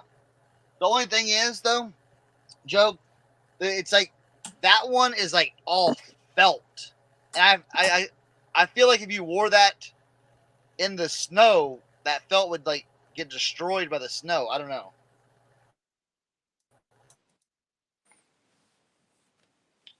Yeah. Hey. So you need to know all your kinds of hats if you want to claim that you do hats. Yeah. Oh, we're gonna have to set you up for the Patreon class. Or we're gonna Right. have to.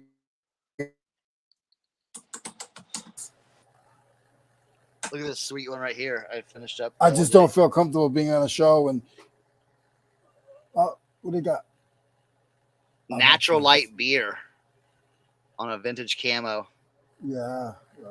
Now is that like a repop or is that like an older hat? No, this is an older hat. This is older. Yeah, made in the USA. Oh, okay. Yeah, this is an older one. No, I mean they do make repops of it, but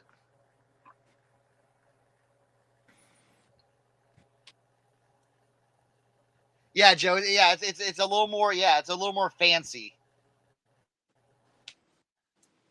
I don't know. For some reason, I feel like it's military. More military, or I don't know.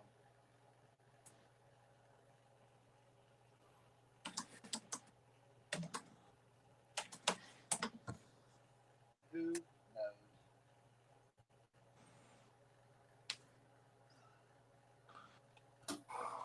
It's all good. It's all good.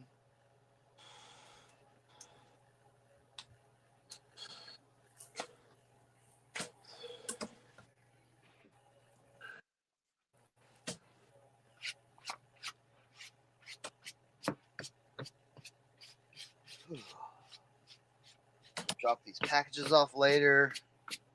Go to the mission.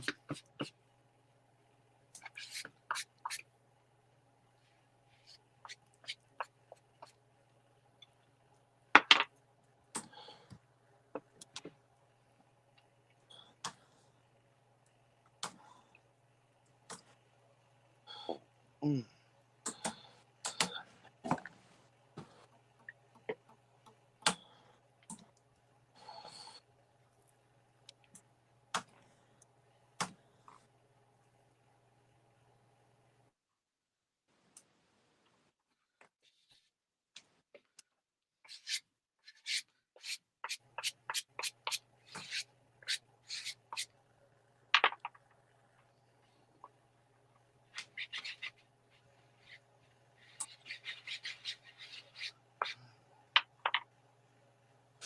Oh yeah, I forgot this person lives in freaking Utah. Look at this one. Look at this one. This one's kind of cool. 1986 All-Star Game, Houston Astros. Trucker Sports Specialties. Wow.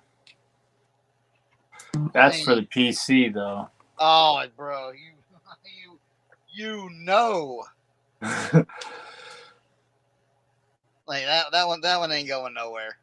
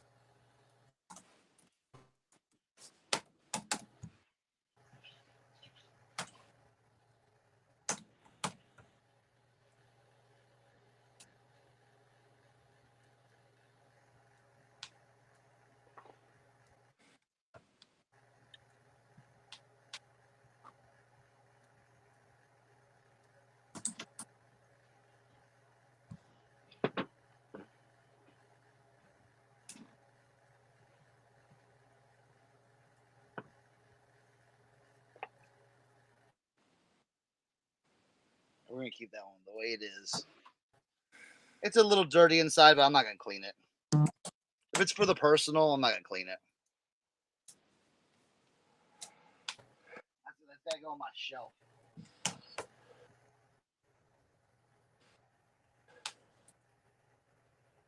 My computer is horrible today.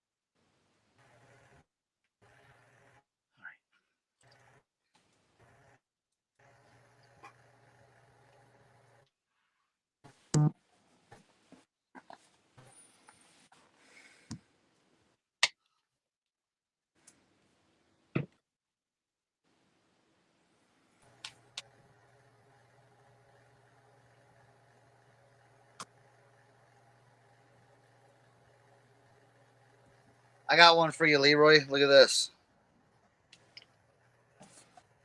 I'm gonna slow roll it. It says, "I'm not old. I'm a recycled teenager." But look. It's got the little spinny thing on the top. Oh, nice. Nice. That's nice. I can see Tommy wearing that going to get sneakers.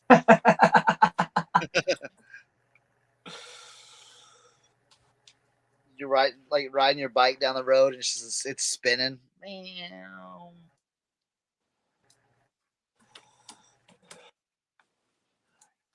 Yeah. I wish I could put that on, flip it real quick, and then just get wherever I need to get to. All right, bring me to DC. Brrr. That'd be awesome. Right?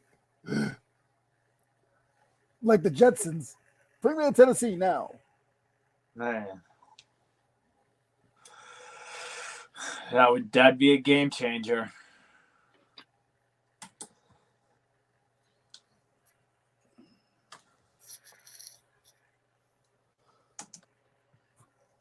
Let's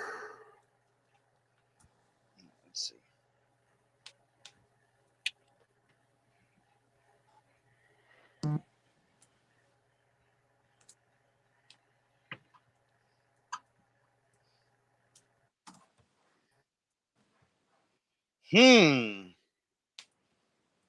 Wow, Susie.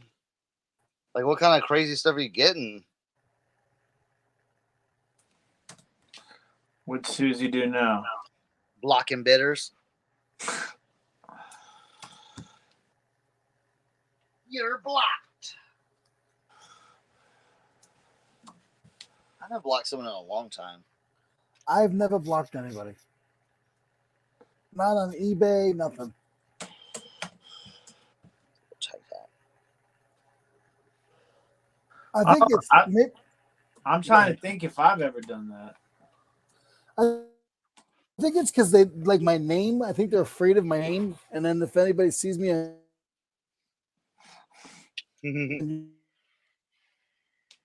YouTube, they just don't want to mess with me. I I you wouldn't hang want to out mess with with Tim? you. No, we ain't messing with him.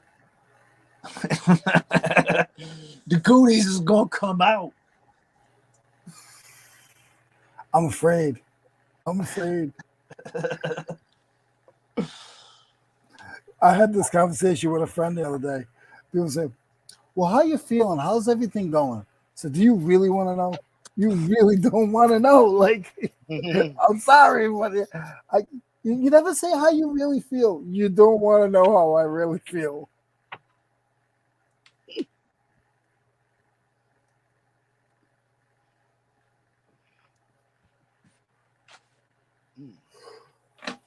It's fun. I'm gonna try to get some of these vintage winter hats out too. I'm just gonna list them on eBay though.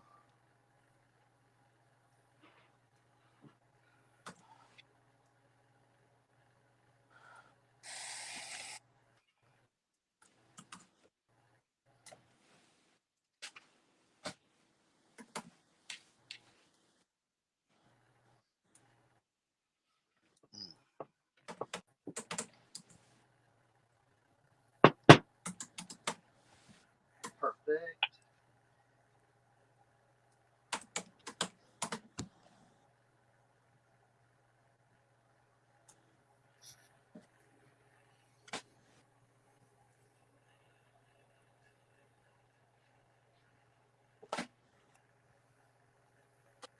That can't be right.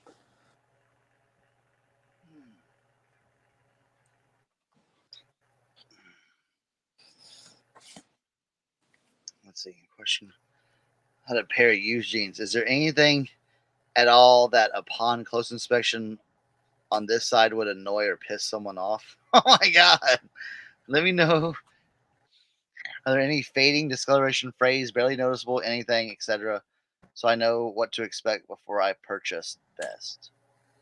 I highlight the tiniest flaws, so I just replied, "It might be better." Yeah, dude. That's yeah. There's no don't. Yeah, those people. It's like bye.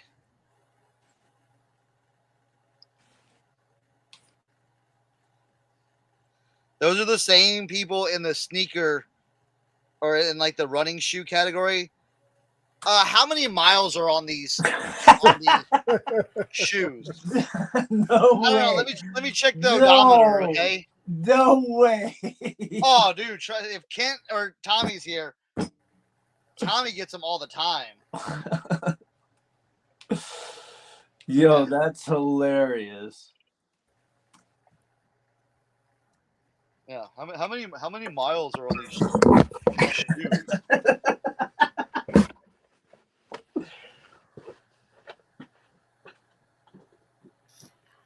Well, my calculations, my mother used to run 3 miles a day for the last 6 weeks. Dude, I remember, I think Tommy said something like, oh, these have a lot of miles on them. They shipped all the way from China.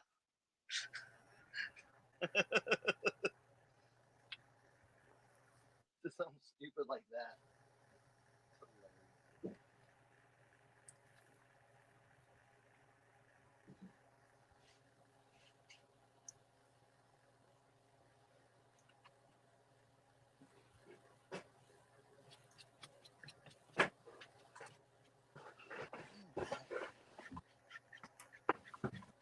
Hmm.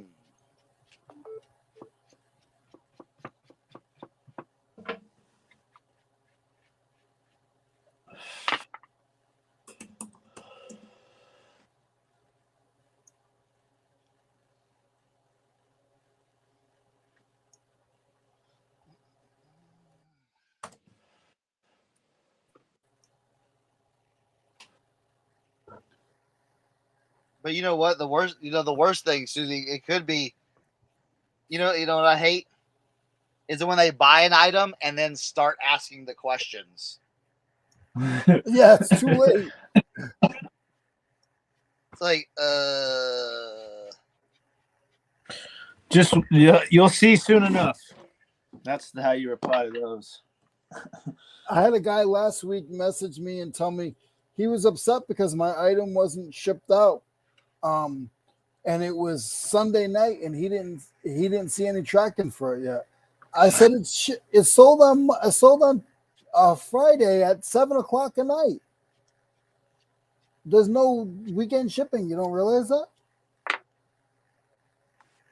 yeah, I had a guy like that, and he bought it on a Sunday, and was like, hey, well, like, why isn't this shipped yet? I'm like, it's Sunday, dude. He's like, okay. I'm like, the mail doesn't. The post office is closed, you know. Yeah. I called eBay because I messaged him and I said, hey, listen, if you'd like, I cancel it because oh, why are you gonna just go cancel it? I said, you're not satisfied. You said you were upset because the item wasn't even processed yet. And on my side, it says that you have until Tuesday. Yeah. So if you can find the item that you're looking for and you can get it a little bit faster, I would rather you do it that way. Here's a new tip to everybody.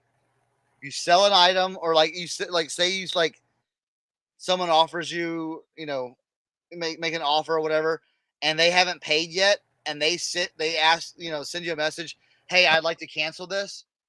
Here's been what I say. I said, no problem.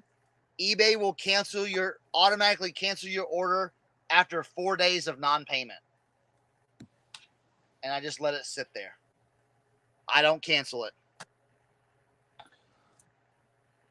And let eBay themselves cancel it, and I relist it right there. And I just let that unpaid just sit there until it gets canceled. Because I've got that little conspiracy theory hat on, which I feel cancellations, no matter if they're your fault or the buyer's fault, all negatively impact your kind of like metrics for the day. That's it. I mean, someone, can tell me I'm wrong, but I mean, you're wrong. That's what I believe. So guess what? eBay will cancel your order, your unpaid item after 4 days of non-payment. Period. End of story. See, I don't want to bite I don't want to bite myself in the foot or hit myself in the foot or however you want to say it.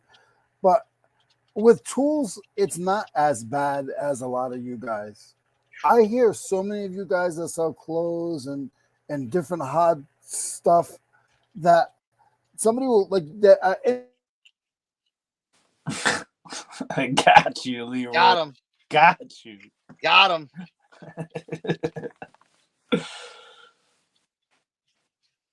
Right, Glock?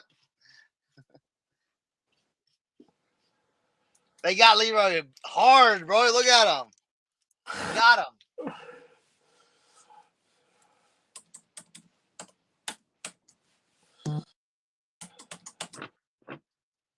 He said, say something again, Leroy. We're gonna shut you all down. We're gonna shut your ass down. Say something all like.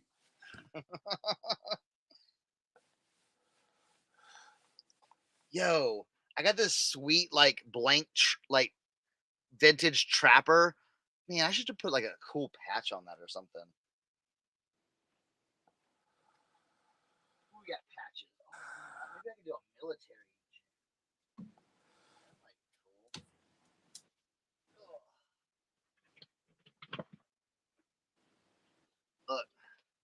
Look at this. Box full of patches. Wow.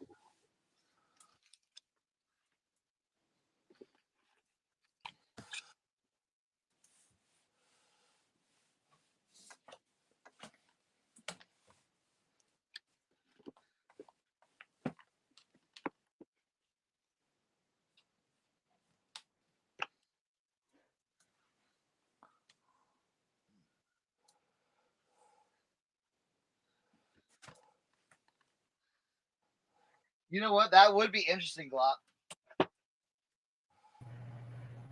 I did not. Did you guys hear what I said? No, they froze you, bro. I forgot what I said, so it don't matter no more. The Illuminati froze you up, bro. I've been having a bad day today with this internet. So I'm as good as long as you guys are good. If you want to keep going a few more minutes, that's fine. If you guys want to start heading out, we can head out. I got 1, 2, 3, 4, 5 more invoices just to type up. Take me a couple of minutes. Just get me through this. I need the company.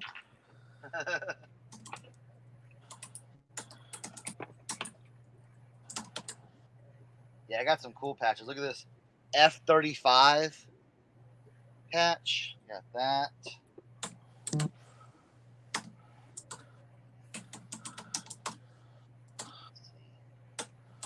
I like this one. The F-14 Tomcats. Go ahead and make my day.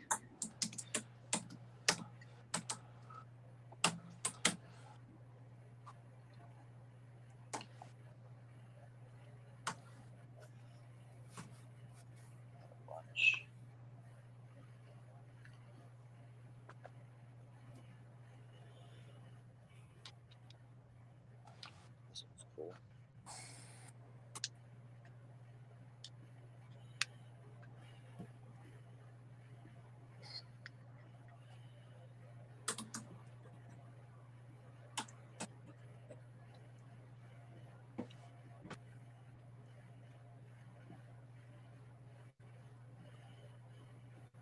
Look at this one.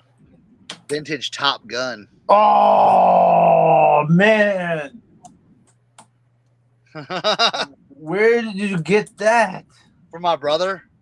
Bro, you know Top Gun is one of my favorite movies. I'm going to need you to find a sick joint for that. I might That's have what I'm to. saying.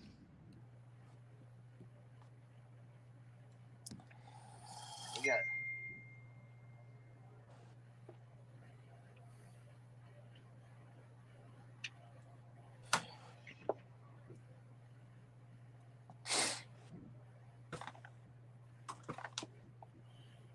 Yeah, I really like. And then here's another F-22 Lockheed Martin. That would be sick on a hat.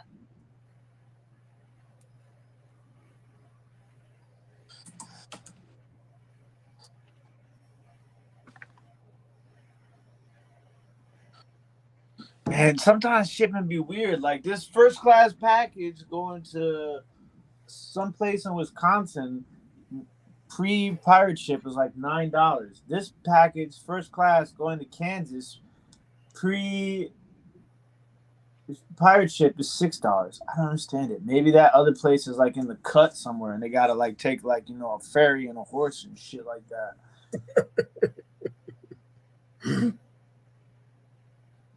I accidentally cursed there. Sorry about that.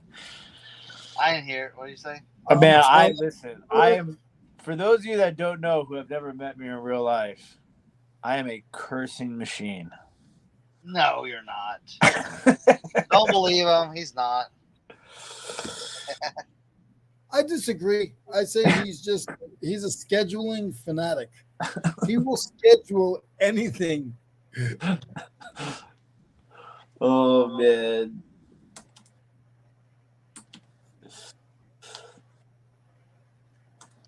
I do have this vintage Goofy. Look at that Goofy in the OG package. Wow.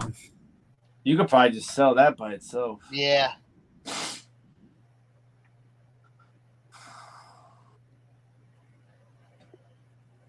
This is what I want to put. I had this hat and it just crumbled on me. I was like, no. But I had a Pearl Beer. Look at that. Oh. Now Pearl Beer is rot gut nasty though, so.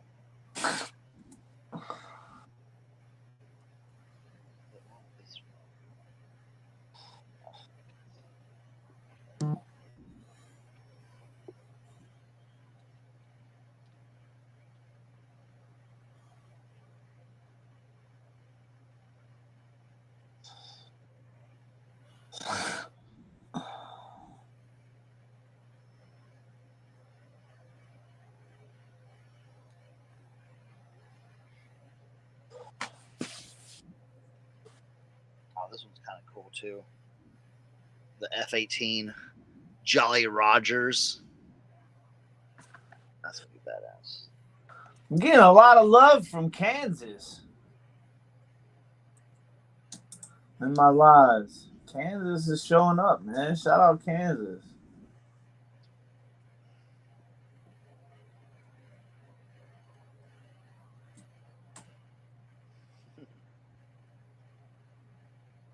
Shout out Kansas. What's there to do out there? I mean, they buying. That's what's up, man. I appreciate the love. They showing up to Over the Years in Kansas. Over the Years got fans in Kansas. Yes, Glock. Yes, Pearl Beer is Billy Beer. Yes. No, they're actually just bots, Tim. They're just bots. They're not real people. They're not real people. This one's got an interesting email address, though. Texas Hot Babe. That does sound very bottish.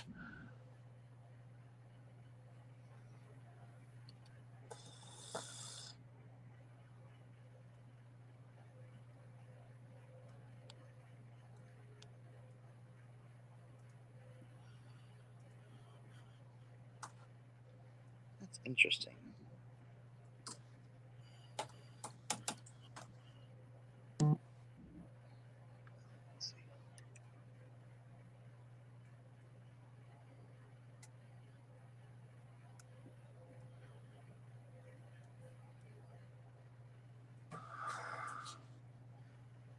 I've got this one patch pre-Washington Capitals.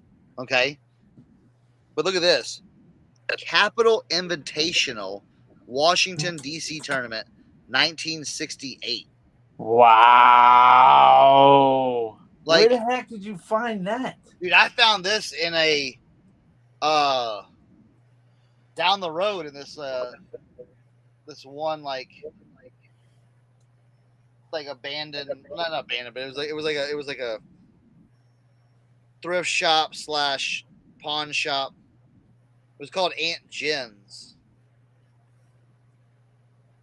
Wouldn't that look dope, like on just a red satin jacket? You know, clean up the patch, brighten the patch up, and put it like, I don't know. That'd be killer. Got so many ideas.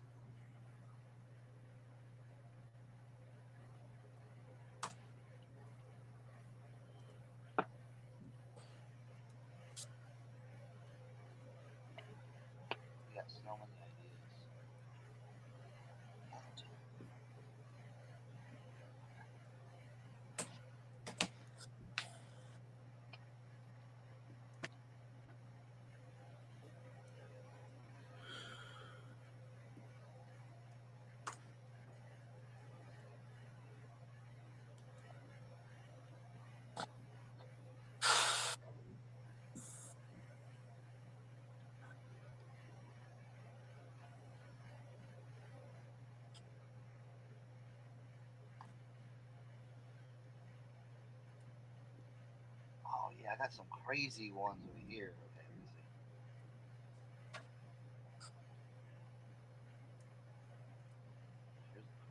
see. Some of the military ones I'm gonna show y'all.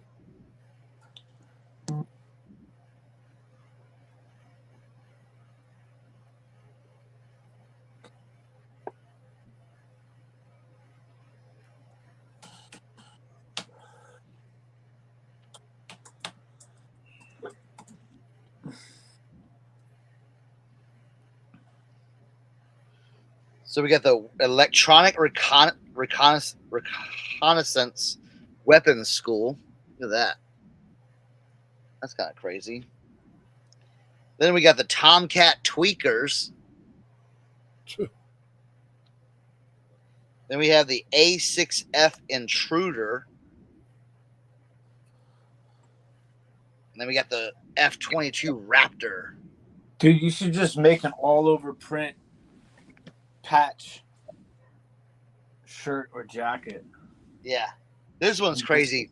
And just sell it for like $2,000.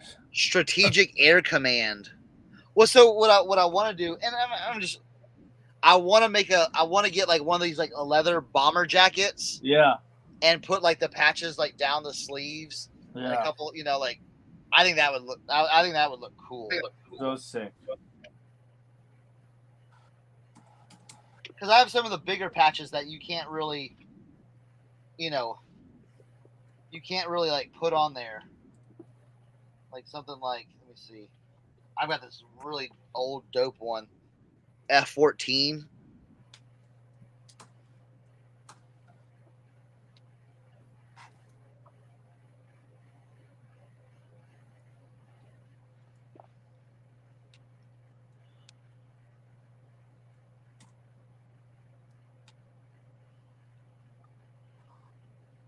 I don't know if this is a transfer or what, but look at this.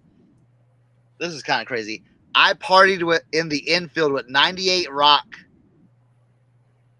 107 Preakness, 1982. Yeah, that's crazy. Lee Sports and Adidas.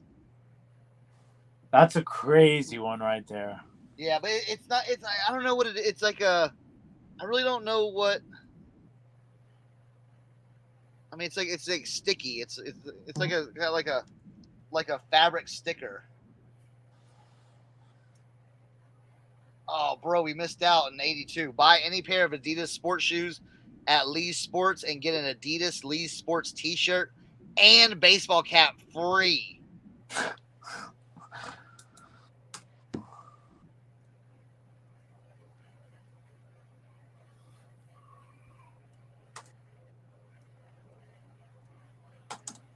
That's when malls were all the rage.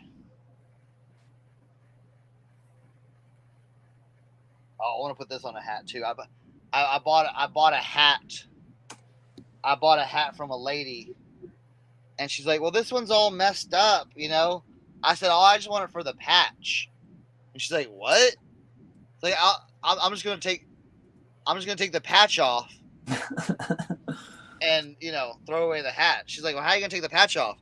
So like right in front of her, I took the hat and just went. Shh. She's like, "Wow, should you throw away the hat?" I'm like, "Yeah, but it had this one right here, P38 Fork-tailed Devil on it." And then one of my favorite ones. Look at this one, Joint Tactical Command and Control Course. It's got the like the Grateful Dead skull in it. Oh, that's badass. Wait, what do I need to send to Auction Professor? Yes, Glock. Woodstock 99 stuff is valuable. Yes.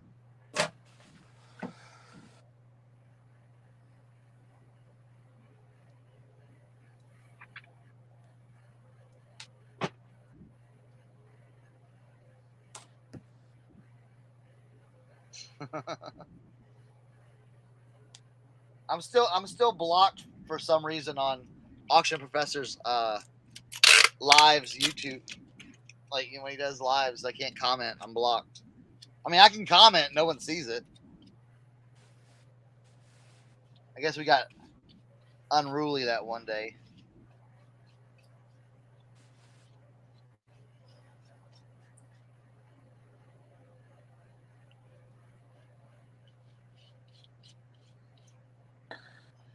All right. Yeah, Joe Deals. Yeah, like a lot of people were making like that Woodstock 99. Yeah, it was kind of crazy, but dude, back in that day though, listen, going to a concert back in that day, it was totally different. Like when I went to Rage at the Capitol Center, or Verizon, in DC, it was tame, bro. That dude, when I went in '99 to go see Rage Against the Machine, that pit was the whole general admission floor was a pit.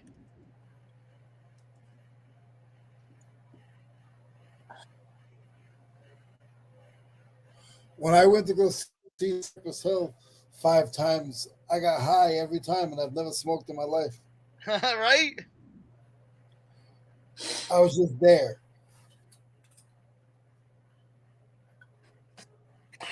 All right, I did it. I did it.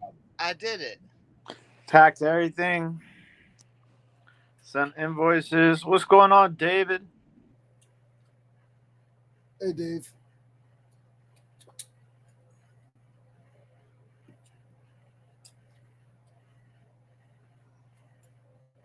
Oh, I should put this up. Oh man, Mitchell and Ness. I got a Brooklyn Nets bucket hat. Didn't KD just sign back with the Nets this morning? I don't know if he signed back with the Nets. I thought something. Saw something on my thing. Yeah, I saw something on Twitter. It says the Kevin Durant trade discussions are over. The Nets say he's under contract for 4 years. So basically they said, screw you, we're not trading you. Right?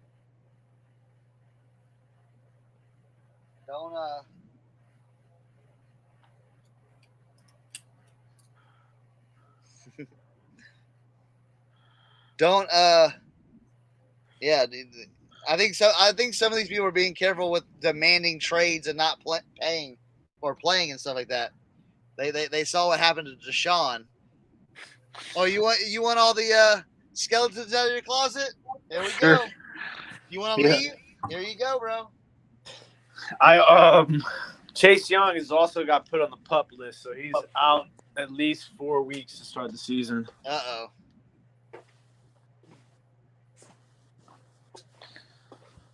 When's the first authentic in the beard? Well, we got some things up our sleeve. We might be attacking before the first official live. I will announce that. I have to look at my calendar. Can you still hear me if I look at my calendar? Okay. The first official live is going to be 2 weeks from today. But you might get some bonus content first. There we go. Forgot I gotta pack this thing. Oop, hold on real quick. Oh yeah, Leroy, we can close up shop if you guys want. Once Cernoch returns. What happened to Jimmy though? I don't know. He probably went to sleep.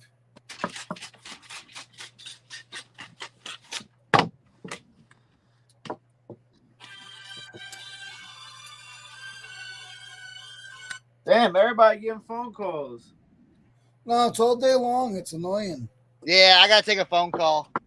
Yeah, All right, well, we're gonna close up shop for today. Sounds good. Thank you to the chat, everyone hanging out today. Yeah, thank you for the questions, and we try to answer them. If we don't be upset. Try next time.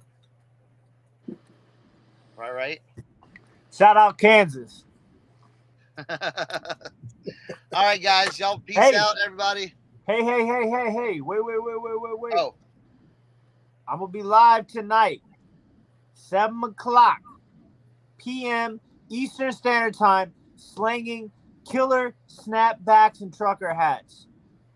Blessed by Cernoch, the snapback god himself. So make sure y'all come. You know what I'm saying? Y'all ain't got to buy nothing. I don't expect y'all to buy nothing, but just, you know what I'm saying, come, get the numbers up, shout everybody out. You know what I'm saying? And much love, appreciate love, everybody. I'll see y'all tonight, 7 o'clock. Thank you, guys. Boy. Hey, guys.